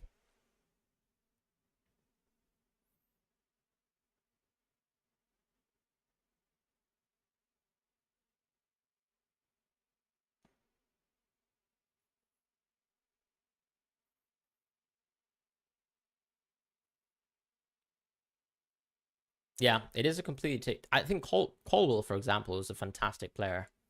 Um, so, and even Gusto just looks like an incredible deputy, right? So maybe maybe they could sign another striker. I think it might be necessary, honestly. Um, you feel for yeah, I mean Fofana, he's just had it so bad. He's had it so bad. For a young player like that, or even Reece James, just to consistently be out of football is just terrible. And to not even really get a chance to prove yourself. But sometimes you might even have to say that it might be something that they're doing, whether it's, I don't know, their training regimen or whatever. I don't want to overread into anything, but yeah. But Chelsea have completely dominated this game so far, so you know it's about time if they want to take out, um, if they want to take out Malo Gusto, fine with me. Pretty good by Kaminsky there. Yeah, I mean, okay, if we're talking about Jackson, doesn't look particularly good, but he's had plenty of good opportunities, and he's gotten himself involved. I think Jackson actually has creatively been quite good today in terms of touches in the box, in terms of actually opening himself up to finishing positions. He's been terrible. But as I said, in terms of actually linking up with certain players and actually helping the Chelsea attack, then yeah, that would is nice. I'm a little bit behind, so I'm gonna watch this Luton chance right now. Hopefully it's, well, fortunately you guys didn't tell me that they scored, because I would have probably started crying again. Ooh. Wow, okay, that was technically a Gusto block.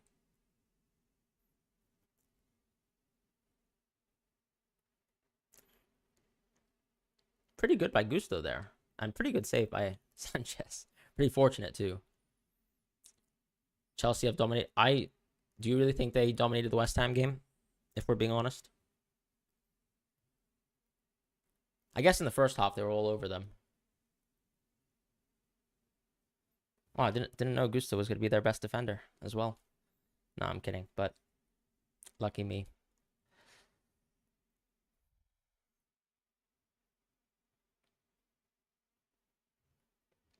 Gusto's on triple bonus points, I think. So is Raheem Sterling. Gusto's been great. I mean, that's probably as good a backup as you can get to Raheem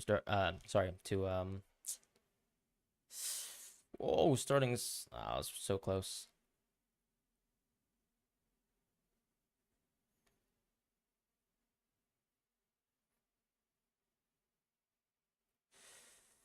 Very nice by Disasi there.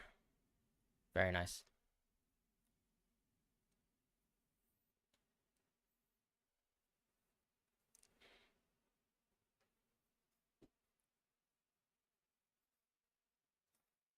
Now we just need to survive 28 minutes of football, and I think we've got a happy evening. Maybe even Jackson can do well.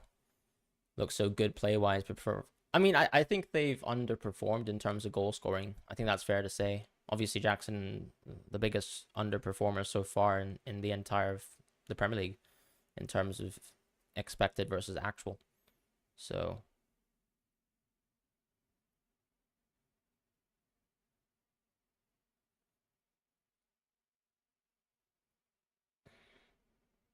maybe we need some Chelsea substitutions as well, potentially. It is a bit chaotic. I don't know how long this sort of Chilwell experiment will work. You hope Jackson takes pens. I hope Raheem takes pens, but obviously we're not gonna agree on that. Even though Raheem's actually not very good at taking pens. Great pass in behind. Just past the Sterling, Enzo. Thank you. Oh, that chance from Chilwell. Too bad it was his right foot. too bad it was his right foot. Sterling's looking great though. Really happy about the pick overall.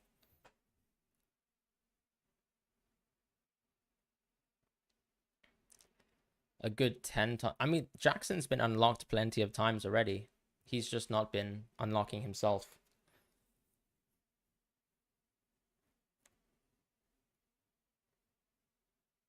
Ooh, is that a handball? I don't think you can do anything about that, though. I don't think that's a VAR decision. I'm a little bit behind, as I said, probably 20 seconds behind.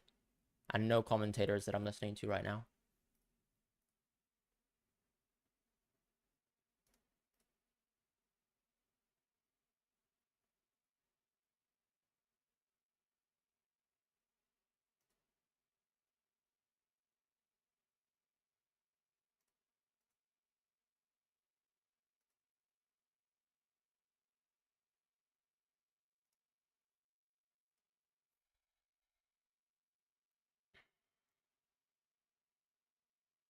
Sterling has been great.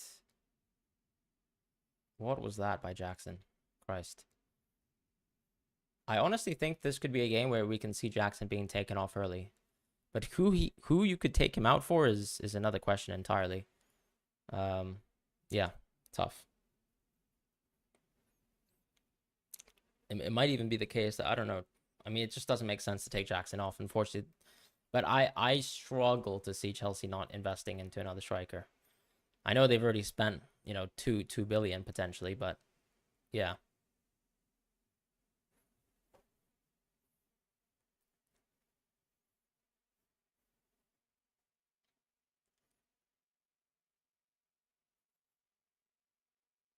The Chilwell sort of X-Jackson combination is still very, very good.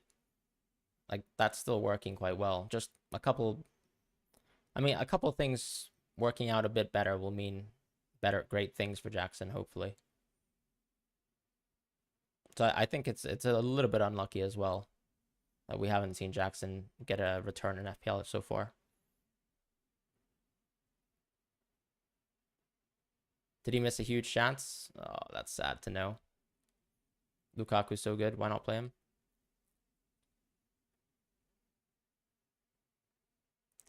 Oh, that touch was so bad by Sterling. It was the first touch that was so bad. That touch was so bad. Raheem, what was that? Great run in the shoulder, but that was a horrible touch. What was that? Good hold-up play by Jackson, though. But yeah, terrible touch by Raheem. Oh, he just completely missed that ball. I feel like Lukaku, it's sort of just it's a tricky relationship to deal with, right, with the fans as well. So that's probably why Lukaku hasn't found his way back into Chelsea, even though they probably do need him, arguably.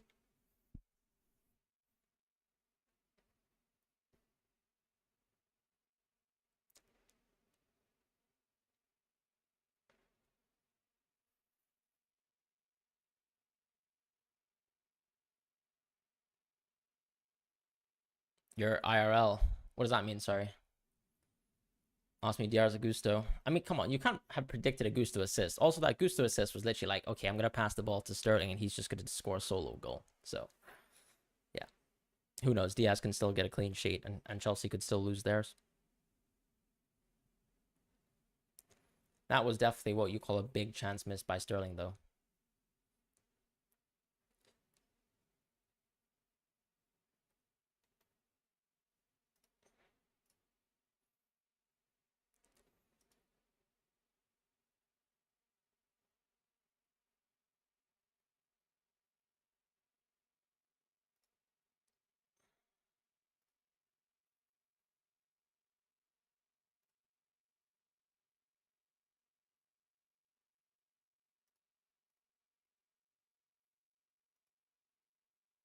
Sterling goal?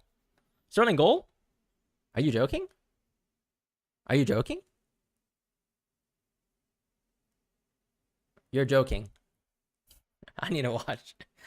Like, I'm 20 seconds away.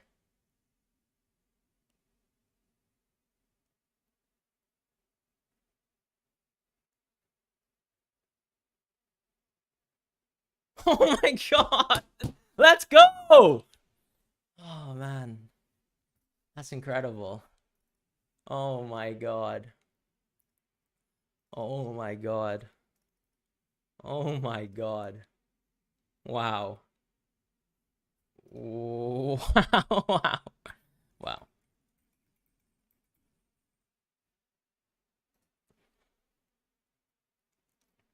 Wow. Wow.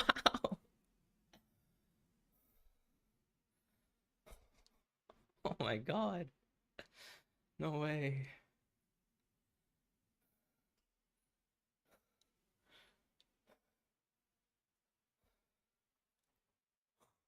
Oh my god. Oh my god. Oh my god.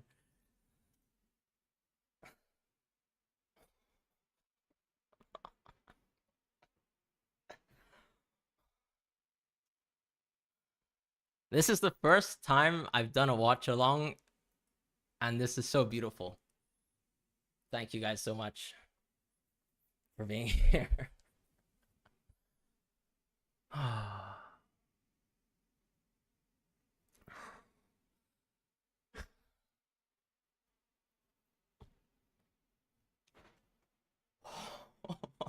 my god. Oh my god. Oh my god.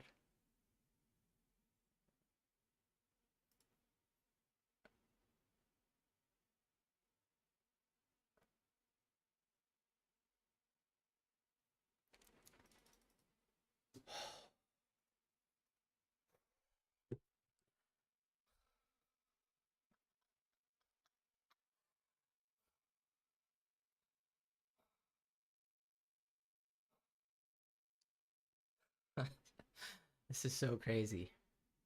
This is so crazy. This is so crazy. This is so crazy.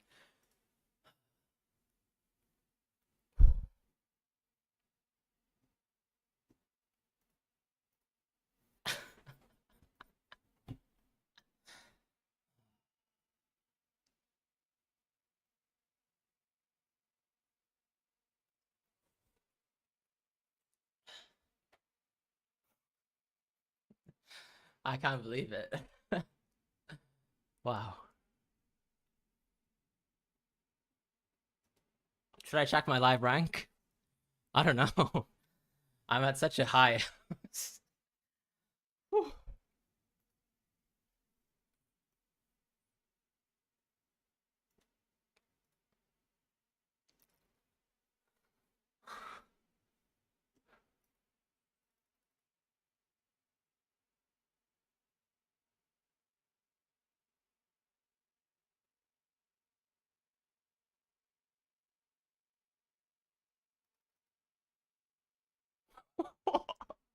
I don't understand it.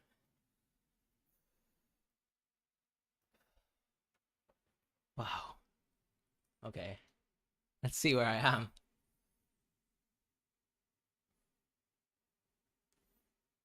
22,000. Not bad. Not bad.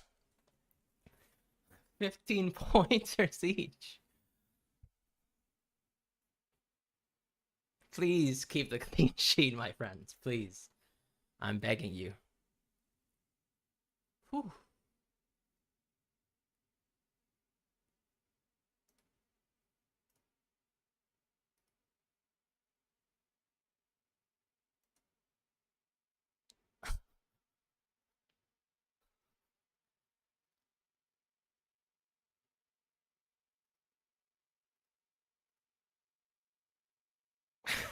That's crazy.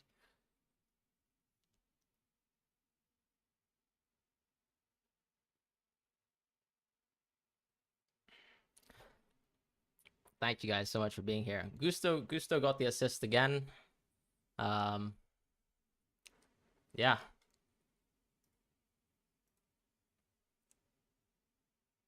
Maybe I'll just stay I'll just stay on the live rank page right now, because why not? Oh man. Wow. Wow, wow, wow, wow, wow. Wow.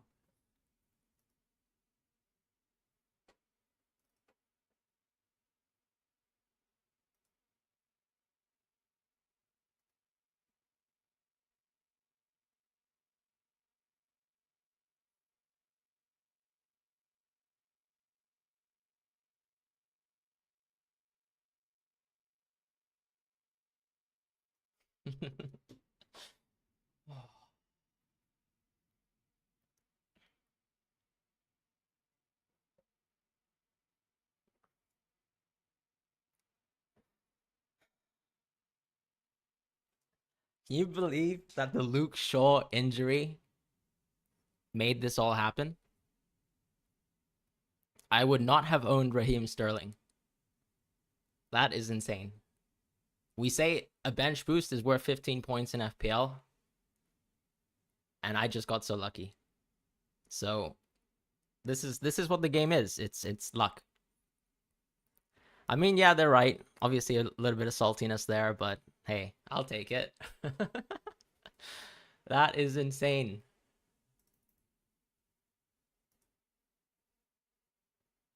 Wow, this has blown up.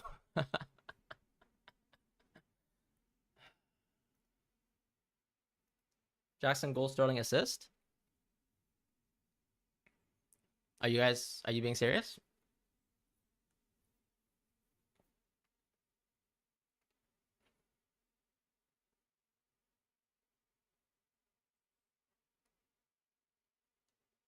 Oh my god. We just have more points.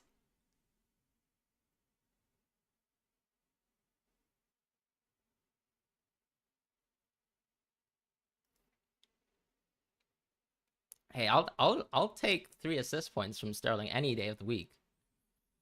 Because Jackson gets 4 points for a goal. I get 3 points for an assist. I'll take that every day. It's not like Jackson's 75% owned.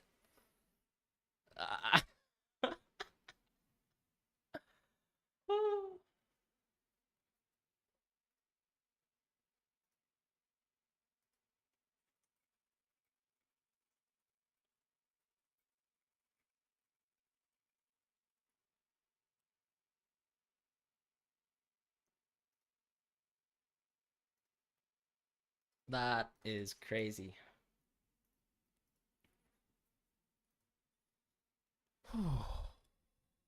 Wow.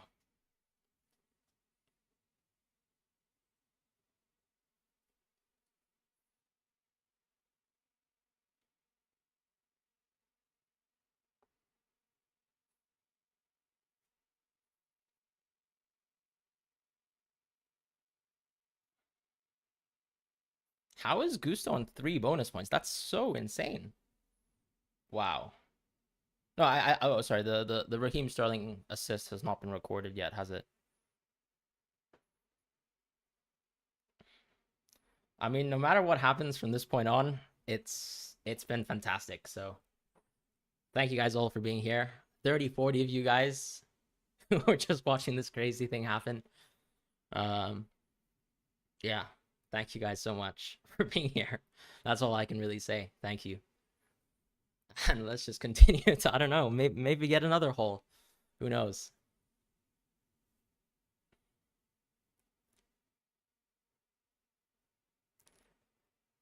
Was there oh, I'm not sure if it's a deflection actually. That's a good point. Um I think it's probably the intended direction, so we'll see whether that's an assist or not.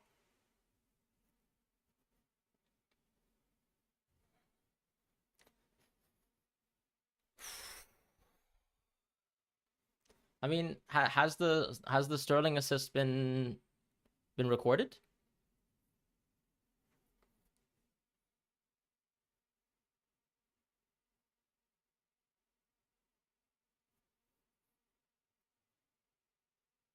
It deflects off Bell. No, I get that, but I think that was the intended direction of his pass though. So you usually give, because I think the rule is specifically says like intended direction, but obviously that's subjective. So we'll see what happens there.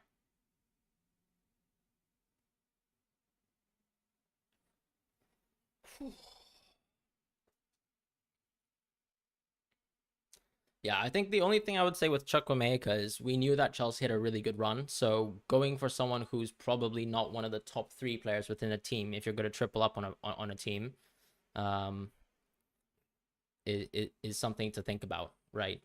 So that's something I learned quite a bit last season too when I went triple Newcastle. Sterling assist. Some people saying it's not being given. Uh, let's have a look. Well, live FPL's crashed. FPL alerts. I think the assist has been given, so we are all good. Jackson's also getting bonus points for you guys who really needed that to happen. I guess FPL Game Week is another place I can check for FPL points. I think because so many people own Jackson, I didn't really benefit from that. It seems like my live rank is still around 21k, which is awesome.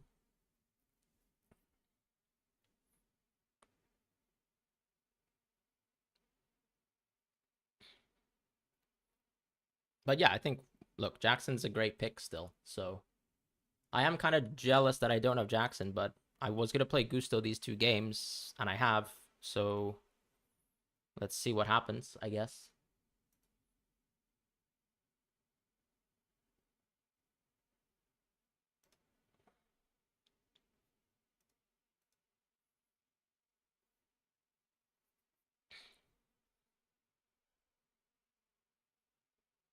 Sterling definitely getting the assist. He's already gotten the assist.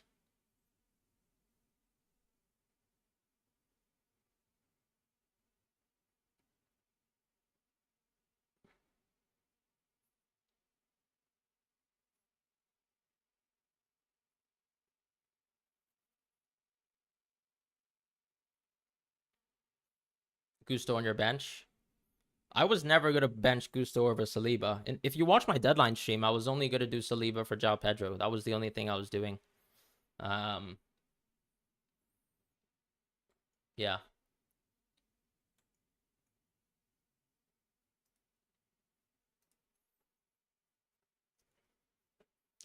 Hopefully this game will come to a close and I still get those Gusto points, because getting double Chelsea clean sheet is really crucial. Like those additional 4 points is really, really nice owning Gusto.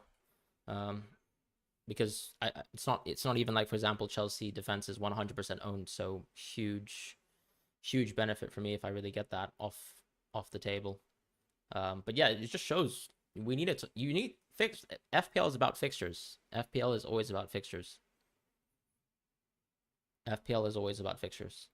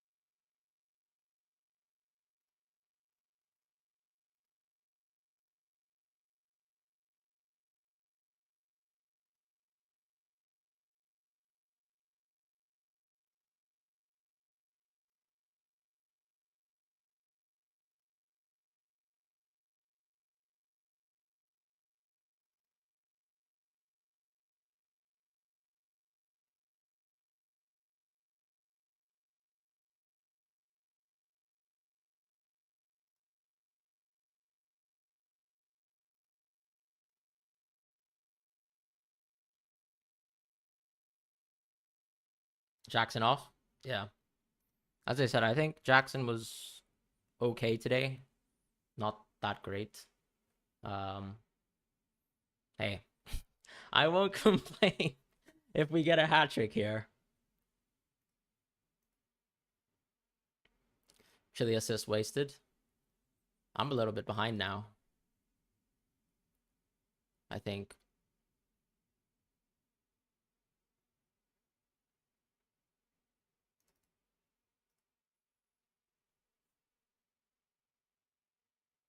Nah, I mean, I think that was a tough chance for Gallagher. Honestly, that was tough. Like, he was running onto the ball, didn't have time to really compose himself. Um,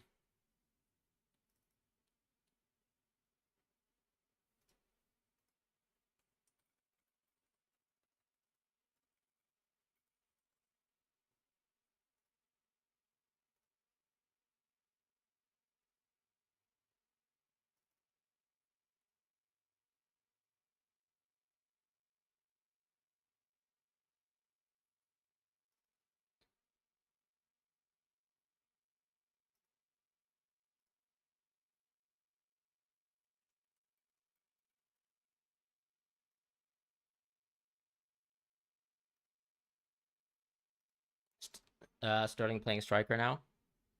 Yeah, yeah. My post on Twitter has completely caught wildfire. I mean, I don't think there's anything as perfect as getting two players who are very low owned, two of them together, combining for two perfect goals. Um, so yeah, let's hopefully get. I'm a bit behind. I'm definitely super behind. I apologize for being behind, but it is what it is. I don't have live TV right here on this setup. But yeah, Chile off. Well, he's got his clean sheet, so good for you guys. Hopefully Gusto gets off as well. Guys, 6 points. 6 points, honestly, for a defender is fantastic. Like, I would always take 6 points from a defender. Yeah.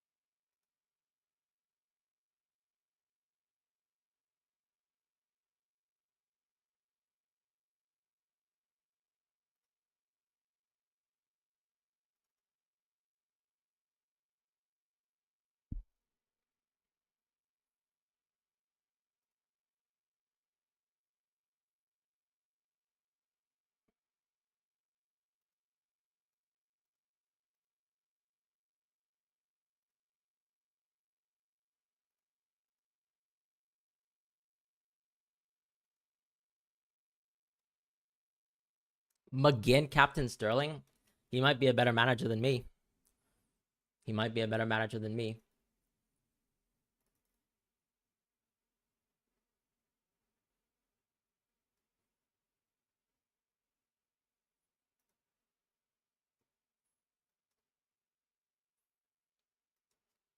I need this Gusto clean sheet so badly. So if my man over here, Pochettino, can take the beautiful guy off the pitch, that would be optimal. Now, if he wants to assist Sterling again, I won't complain. I won't complain. In terms of the chat, Chile off. Yep. Only other thing I wanted was a Chile assist. Look, honestly, there were plenty of chances for Chilwell to get a goal, maybe even assist if he passes Sterling a little bit better. And honestly, Enzo even could have scored. He hit the post from a potential Sterling assist.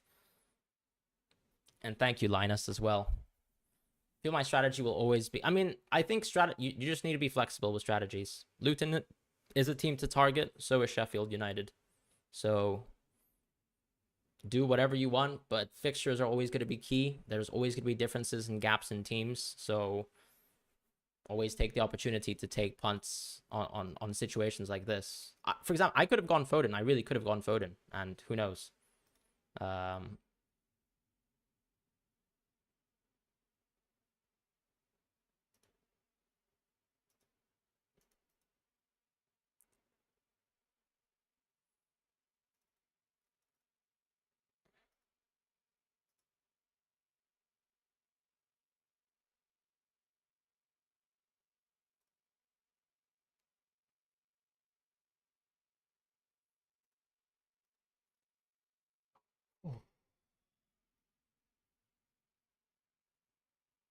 I'm just asking for a cheeky Sterling goal. Is that too bad to ask for?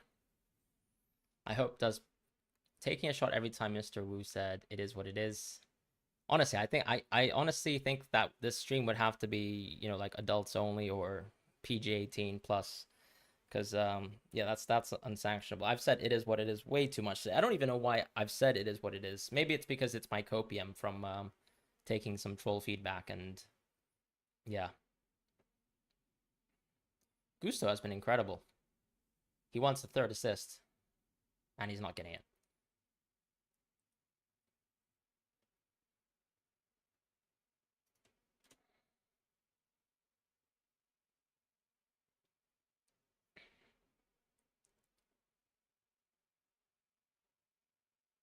Gusto has just looked great in general.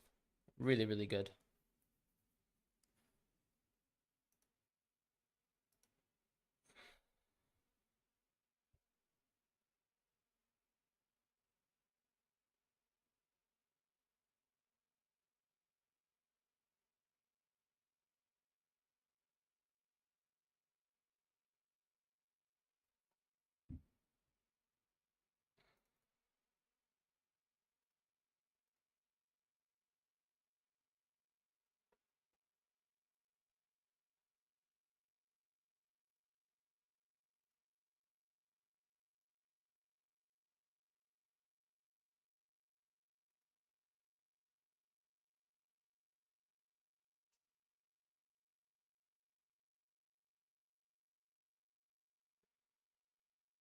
Reece who?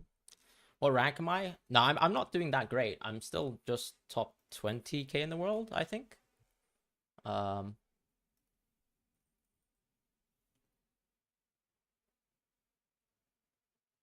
my beautiful wife is over here trying to feed me some food because I haven't eaten in a while. Um,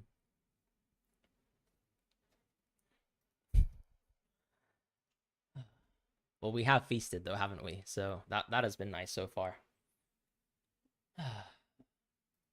Let's have a look. FPL mate, Dan, so nice to see you around.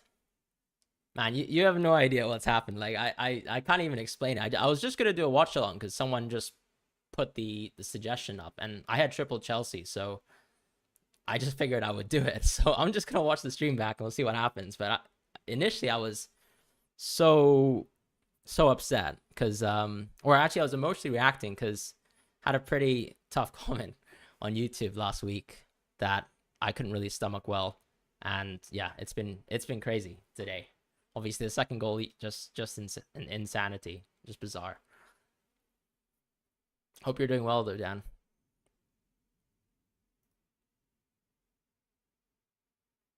Sterling off. I'm gonna have to clap him off. Thank you so much, Raheem. Absolute legend. This is so cool. But yeah, once again, thank you guys so much for being here. It's been an absolute pleasure to share this sort of crazy moment with you guys.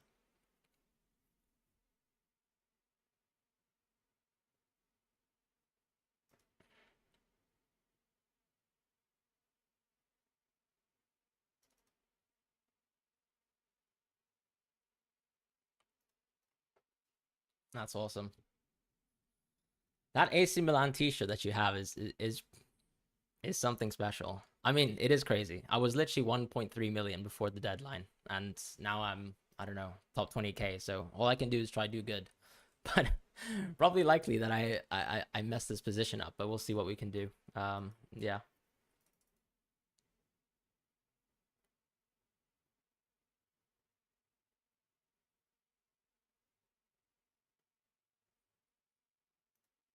Those 19 points probably will be, yeah. I mean, look, Man City have a perfectly good game. I don't have any assets from that team. Alvarez could cook, Foden could cook. So many people can do so well. So I'm not gonna get ahead of myself. I don't have City assets. I'm very fortunate. Of course, I'm way ahead of where I should be because not many people have triple Chelsea. So yeah, I'll probably fall down back to top 100k, and we'll see what the rest of our team can do. I also don't have Saliba. Put him on the bench, so hopefully João Pedro can do good.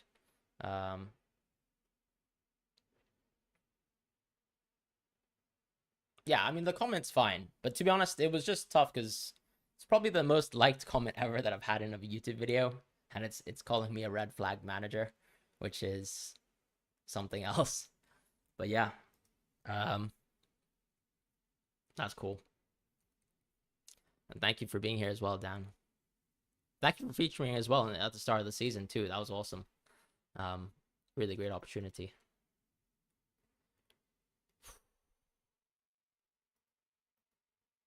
I'm just waiting for my stream to finish in terms of the Chelsea game because I'm a little bit behind watching through a VPN. I think as Dan has often commented as well, we just struggle to watch football here in this country. I think Bruno could absolutely haul. I've kept all my Man United assets hoping for them to do well. So yep. We'll see what the rest of our teams will do. I don't even have Odegaard, who I think is, kind of a scary pick. That I could have actually gone Odegaard this week, for example. I had so much money in the bank. I went out of Reece James to go into Gusto. And I mean, I can quickly show you my team as well. Like, there was a very real possibility that I could have overreacted to the penalty. And I literally was about to bench boost until the Shaw injury. So it's moments of swings, moments of luck completely. I could have gone Odegaard, for example, here. Like, I had enough money in the bank to do it. I didn't really want to do it because I was kind of stubborn. Saw an opportunity with Luton Town, with Sterling. And specifically, you'll see that I have 2 team selections. I had a team selection video that I cancelled or unlisted because of the bench boost that I was going to do, where I was going to go Alvarez, and then also go with Shaw. So I would have kept Gusto, which was nice, but I would not have had the Raheem Sterling haul. And I mean, here we are, which is so insane, without a chip as well, basically getting the full points of what a bench boost should be, 15, 16 points from just Raheem Sterling. So yeah, like, this game is completely luck, but you also have to put yourself in a position to get lucky. And I'm just happy that I got lucky. That's all. I'm from Hong Kong, but I'm half Spanish as well. So I'm half Chinese, half Spanish, basically. But yeah, thank you guys so much for being here. I think I'm probably going to log off. This has been completely crazy. And yeah, I hope you guys have a wonderful evening wherever you guys are in the world. And thank you guys so much for watching me. It's been wild. But yeah, thank you guys once again. And I will see you guys probably on the next video. 39 points from free players and let's have a look at live FPL.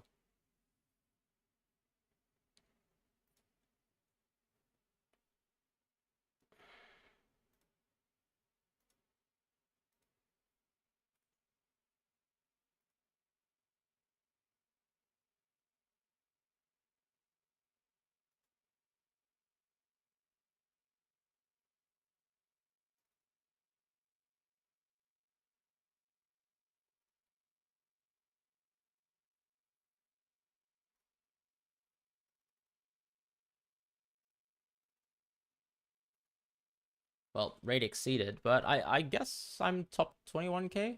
I don't really know if this is true, but 39 points from 3 players, that's quite nice, I guess. That's crazy.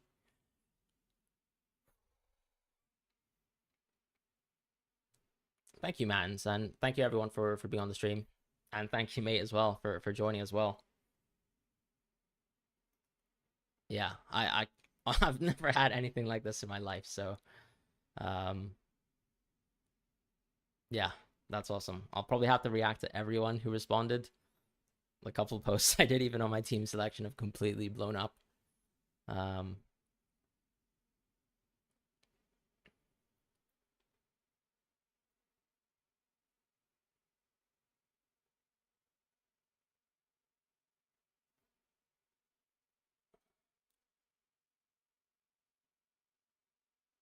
Let's put it on. I guess live FPL is still down. I kind of want to take a screenshot from live FPL, but when the website kind of looks like this, I guess I can't really do anything. Well, what is going on here?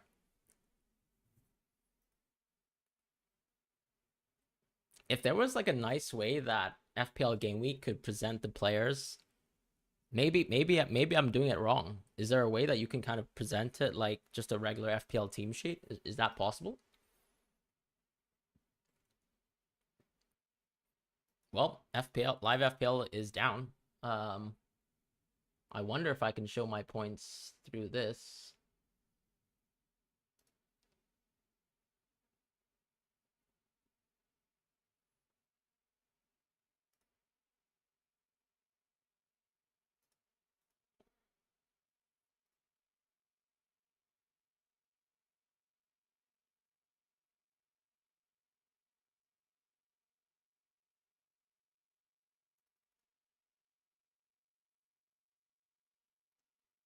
I think I'm just gonna wait for the live FPL to load, and I'll probably jump off after I get the kind of just once in a lifetime screenshot of hauls like this.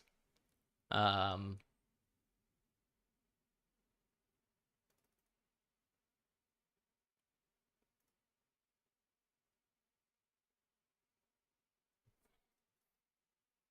wow, that's so crazy.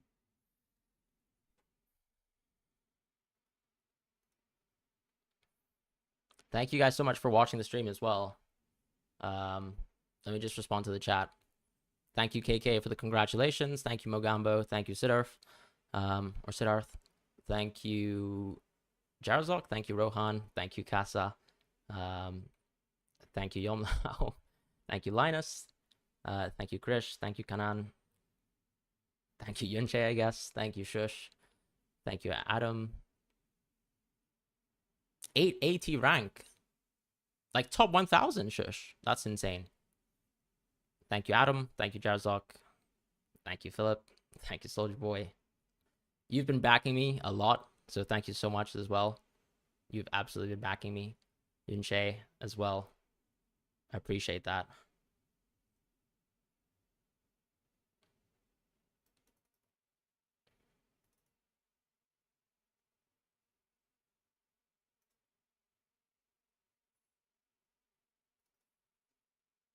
I just want live FPL to work. Just want to take a screenshot. That's all. Am I not on the right website? Potentially. No, I guess it's completely gone and the server load must be insane.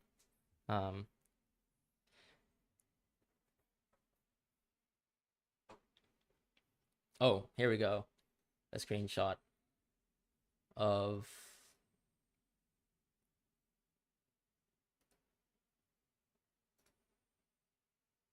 I hate taking a midweek photo, but it is just a memory that I'll have forever, so I think I'll just take it. I'm sorry if this offends anyone.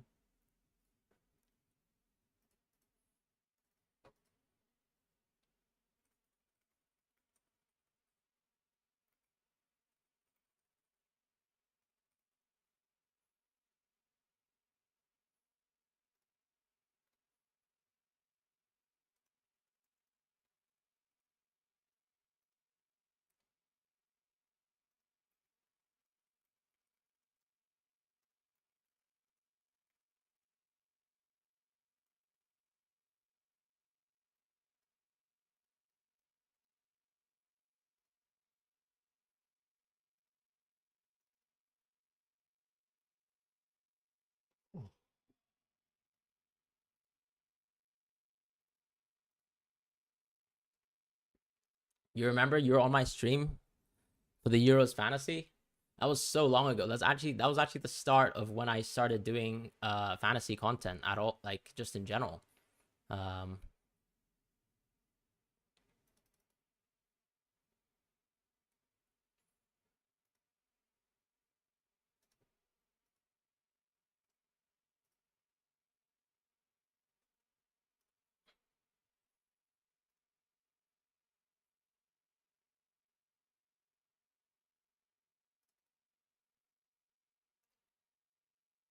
Wow, so many of you guys joining in. Thank you guys so much for coming in onto the chat. I'll just interact with you guys instead. This is crazy. Raj, yeah, I did go with Sterling indeed. Theodore, thank you. You've been on the stream all night, so that's been awesome. Catch you on the next one, Jarazok. Adam Hawks. I'm a dark mode user for sure, for sure. Um, it couldn't have gone better. It really couldn't have. It's Seth. I'm sorry, Seth. Have you been texting me on Twitter before? Found the go-to content. Lots of goats, but just my lucky night. Thank you, Elias. I'm not really sure the best way to pronounce that. Charleston, Sterling. I mean, I didn't captain him, but I did own Sterling and I did own Gusto. Can I explain my reason behind it? So I owned Kai Havertz, and I thought this was the best fixture possible for Sterling. I didn't want to go into Odegaard because I think Odegaard will sort of block me in the future from going for Trippier in Game Week 5/6, spending that much money there. So if you actually have a look at my team, I've got a lot of money in the bank. And the reason why I have that is because I was sort of planning around saving enough money so I can actually go from Gusto when Reece James comes back to go for Trippier in the future. A very simple transfer like this. And so I just thought about the idea of just saving that sort of money there. Alternatively as well, because of Shaw, the idea is if I continue to play a sort of 4-5-1 formation, then maybe I can go for, let's say, a City defender in place of Shaw, and then obviously just still go Trippier too. Or Shaw, for example, can be Botman in the future, and then therefore Gusto can be Trippier, saving me money as well to get, let's say, João Pedro or someone else like that in this sort of position, right? And get him upgraded to someone like Alvarez. I had to pick between, let's say, Alvarez and Jackson, and Ciso was injured, so I went for keeping João Pedro. Also, if you just have a look at my team this week, I have Saliba on my bench. I could have just, I on the deadline stream, I changed Saliba with João Pedro once. I might even live to regret the decision, and Saliba could have a monster haul himself, but I decided to go Saliba for a few moments. But really, I just like the idea of João Pedro, still a penalty taker. Even if I get 45 minutes of him or 35 minutes of him, it could be quite interesting. That was the sort of one thing that I was thinking about. I also decided between Saliba and Gusto, but I always think if you can get an attacking fullback in a great game, and the clean sheet odds for Chelsea were exactly the same. It was 50% for Chelsea, 50% for Arsenal. So I'm always going to pick a fullback in that situation. So I went for Gusto instead and decided to do that. Actually, I even ran a poll on my live stream on the deadline, and people were still telling me to bench Gusto. I think 54% of people went with Saliba, but I went with Gusto instead. And so I'm here. And then as far as, let's say, Estupiñán, I'm always going to attack with the fullbacks. He's also just so world class right now. There's nothing else I'm going to do about that. And then, as I said, I could have been bench boosting. So if you look at my transfers, if you look at my team, I made a team selection video actually where I said I was going to go for Sterling, and I said that I was going to play Shaw and maybe bench Gusto. And then I decided actually that I was going to bench boost. So then I decided to bench boost, where the plan would have really been to keep Shaw, obviously, if he played, have this entire backline exactly the same, play Saliba, obviously, and then go from Taylor to Alvarez was really just my rough idea. And instead of having Sterling, I would have still owned some guy here called Kai Havertz, who obviously stunk it up in the first 2 game weeks. But I was still quite confident in the Kai Havertz punt. Obviously, it didn't work out, so I decided, because of the cancellation of the bench boost, I decided I would go for Sterling instead, because Shaw was injured and I therefore didn't have the free transfers to fix the Shaw situation. Taking a hit for a single game week bench boost doesn't make sense to me. So I didn't do that play. Refresh my page. On the deadline at around 2 p.m. today, or 1:30, I decided to go Sterling. And that's it, really. I decided to go Sterling just for that. So yeah. But let me just react to the chat. Thank you for FPL Phillips. It's funny that you made the Jackson comment and things like that happen. Just crazy luck. Went Richarlison to Sterling. That's awesome. The Aussie Duff. Philip, you did well. Thank you so much. And yeah, anyone who's been watching my content for a long time, I really appreciate you. If you watch my stream for the first Sterling goal, I was actually quite emotional because I had a pretty bad, I had a pretty disheartening comment from YouTube earlier this week when I posted my Game Week 2 review, where I pretty much, it was the most upvoted comment I've ever had on YouTube, and it was calling me a red flag content creator. And honestly, I took it to heart a lot. It was pretty tough because I think a lot about FPL. You try to punt here and there, and yeah, so ultimately that's what happened. And yeah, I went for the punt for Sterling. Just decided today. I still think Havertz is a good pick, by the way. I think Havertz is not a joke whatsoever. So if Havertz pulls and he gets a hat trick himself, I'm super happy. I didn't transfer Havertz before the price fall. I think getting information is very, very important in FPL. So I took the price fall for Havertz, and I decided to go for Sterling after the press conferences today, and that's it. So I went for Gusto, I went for Sterling, I put Saliba on the bench, and the rest is pretty much history. And yeah, thank you guys so much. Kieran, you've got Sterling and Gusto as well. That's so awesome, man. Thank you. And that's really awesome.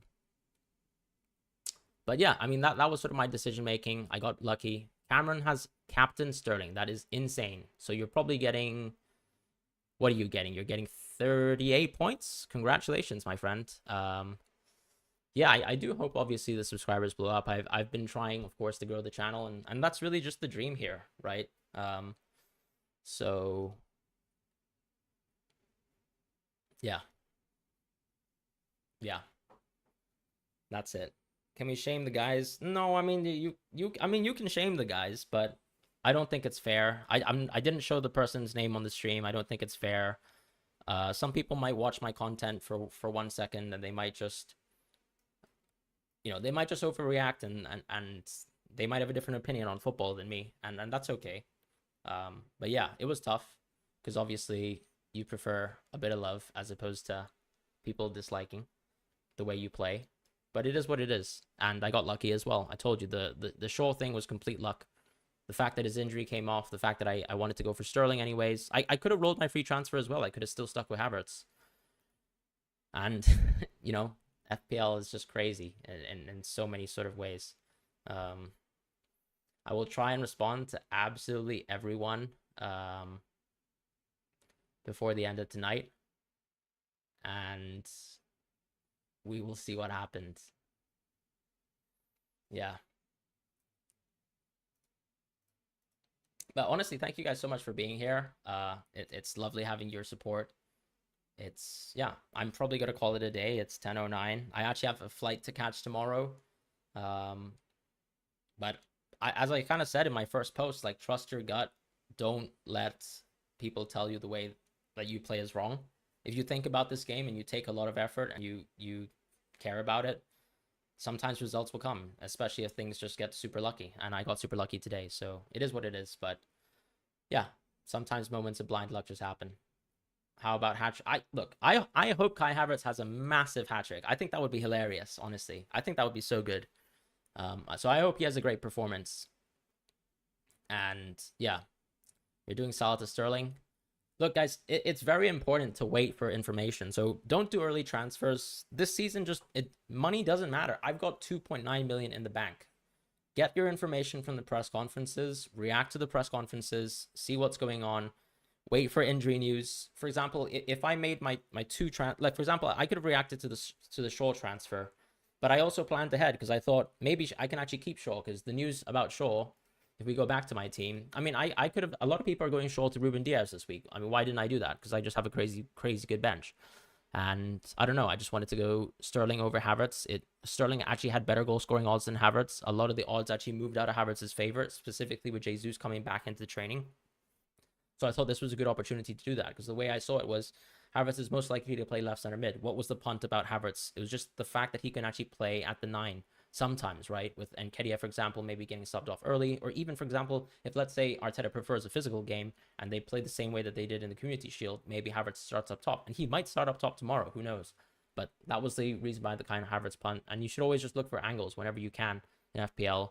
But you got to fix your issues as well. The reason why I don't think Shaw is an issue for me is because when you look at the fixtures, if Shaw misses Game Week 3 versus Nottingham Forest, you probably can just say fine, because he'll probably miss the Arsenal game, and then he's actually got a couple of weeks here, 2 weeks to rest for this Brighton game. You probably don't even want to play him versus Brighton, let's be honest. And he might actually be fit by Burnley. And by that time, you've actually got 4 really good fixtures, in my opinion, because I don't think Crystal Palace is a particularly good attack. They're a very good defense, but you can still have Shaw for 4 fixtures here. So planning ahead is very useful too. Gusto, for me, for example, I knew that my team wasn't the strongest, and I actually wanted to punt on a bench boost. I was talking about that too. Like, it's just crazy how luck unfolds. I was going for Gusto so that I can go for Alvarez, because look what happens when I go for, look what happens if I keep Havertz in my team. I can't actually afford Jackson if, sorry, this is so silly of me. I can't actually afford Jackson because you want to wait for the press conference news, but I missed the Jackson price rise. So the only thing that I could have done is an Alvarez bench boost. And I was happy to do that. But then the Shaw news came and everything changed and I had to change my plans. And so, yeah, it is just what it is. FPL is a game of luck, but you just got to put yourself in a lucky position. What was my rank after? I was 1.3 million before today. Why didn't I go Mitoma in March? I just wanted to punt on Havertz. Yeah. So it is like sometimes, and not every pick I pick is going to do good, but don't be afraid to go differential. Don't be afraid to go for punts. Like look at the transfers, look at the expected value. Have a look at, for example, things like goal scoring odds, clean sheet odds. See if there's a punt. See if there's an opportunity. Havertz, for example, had really good goal scoring odds for Game Weeks 1 and Game Weeks 2. Even Game Week 3, it kind of fell off because of the Jesus news, him coming back into injury. But you have to react to that as well, which is why I reacted. Yeah, the Havertz punt sort of died. But the thing is, you have to remember Yunche as well, that he was playing 20, 30 minutes as the 9. And still, someone like Granit Xhaka was doing incredible last season in terms of actually getting into the box and actually scoring goals. If you look at Havertz's positioning, he still gets into really good positions. If you look at the Nketiah chance in the second half of the Arsenal game, if he cuts back into Havertz, who makes a great run into the box, Havertz could score there too. So crazy things can happen, and luck unfolds like in a perfect way. And obviously I got super lucky tonight. So yeah, I'm probably going to log off now. I've had a wonderful, wonderful evening. Thank you guys so much for being here. Let me just quickly try and answer all the questions. If you guys are still here, have a safe flight. Thank you so much, Soldier Boy. Raj, thank you so much. Being differential is good. The name of the game is to maximize points. So if you can maximize points, I don't care if you go differential or not.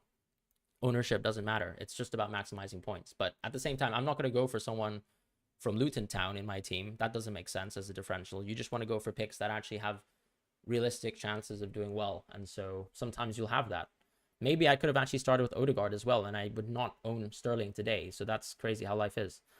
And yeah, I do feel really good. King Geo, thank you so much. Adote, thank you so much as well. You've been standing me on Twitter for a long time now. Thank you so much. Mr. Art Deco, awesome for captaining Sterling. Krish, I mean, people just like slandering, right? It's easy to see a blank and slander. Aguero, thank you so much. I've actually seen you around quite a bit lately, so thank you for joining the streams. Shadow Hunter, absolutely. Calculation plus luck is FPL. George says, I was going to get Sterling, but started Madison. Yeah, and that's the thing. News can change the way you plan, and it can change the way luck unfolds. Rehan says, have him from Game Week 1. I hope Diaby works out for you. I mean, he scored at least in Game Week 1. Nice outcome. Thank you so much. The slow worms don't take harsh comments personally. They could be anyone. Absolutely. Yeah. I think the thing that I took the most about it was, as I said, it was the most liked comment I've ever had on a YouTube video that I've made, and the fact that it was negative was quite hurtful. That's all I would say. Great stream. Thank you so much, FPL Dan. And it was awesome. I was literally 1.3 million before tonight, and now I'm 20k. Shush, thank you so much. Obviously, great amount of content creators in FPL. Gusto blocks me from Sterling. That's the thing. I could have been triple, right? I don't know, Yunche. I mean, it's hard to see whether Odegaard and Saka will continue to share penalties. It could very, very well happen. I've got absolutely no clue what's going to happen in the future. But it is what it is. So, yeah.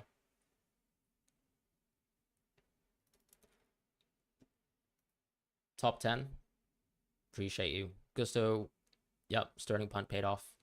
I hope the punt paid off. I was recommending Sterling this week on my cheat sheet. If I can do a little bit of advertising, I try to make some YouTube videos each week. I would say the bread and butter of my series is the cheat sheet series. The idea, of course, is I just look at price points and try to make recommendations for you guys on the cheat sheets. So, for example, as you can see, Sterling got a rise this week.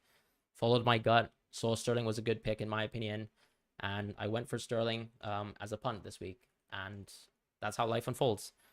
But yeah, I'm going to log off now. Thank you guys so much for watching once again. And I'll see you guys probably on the next live stream or the next video, wherever I am in the world. I'll be going to Colombia tomorrow.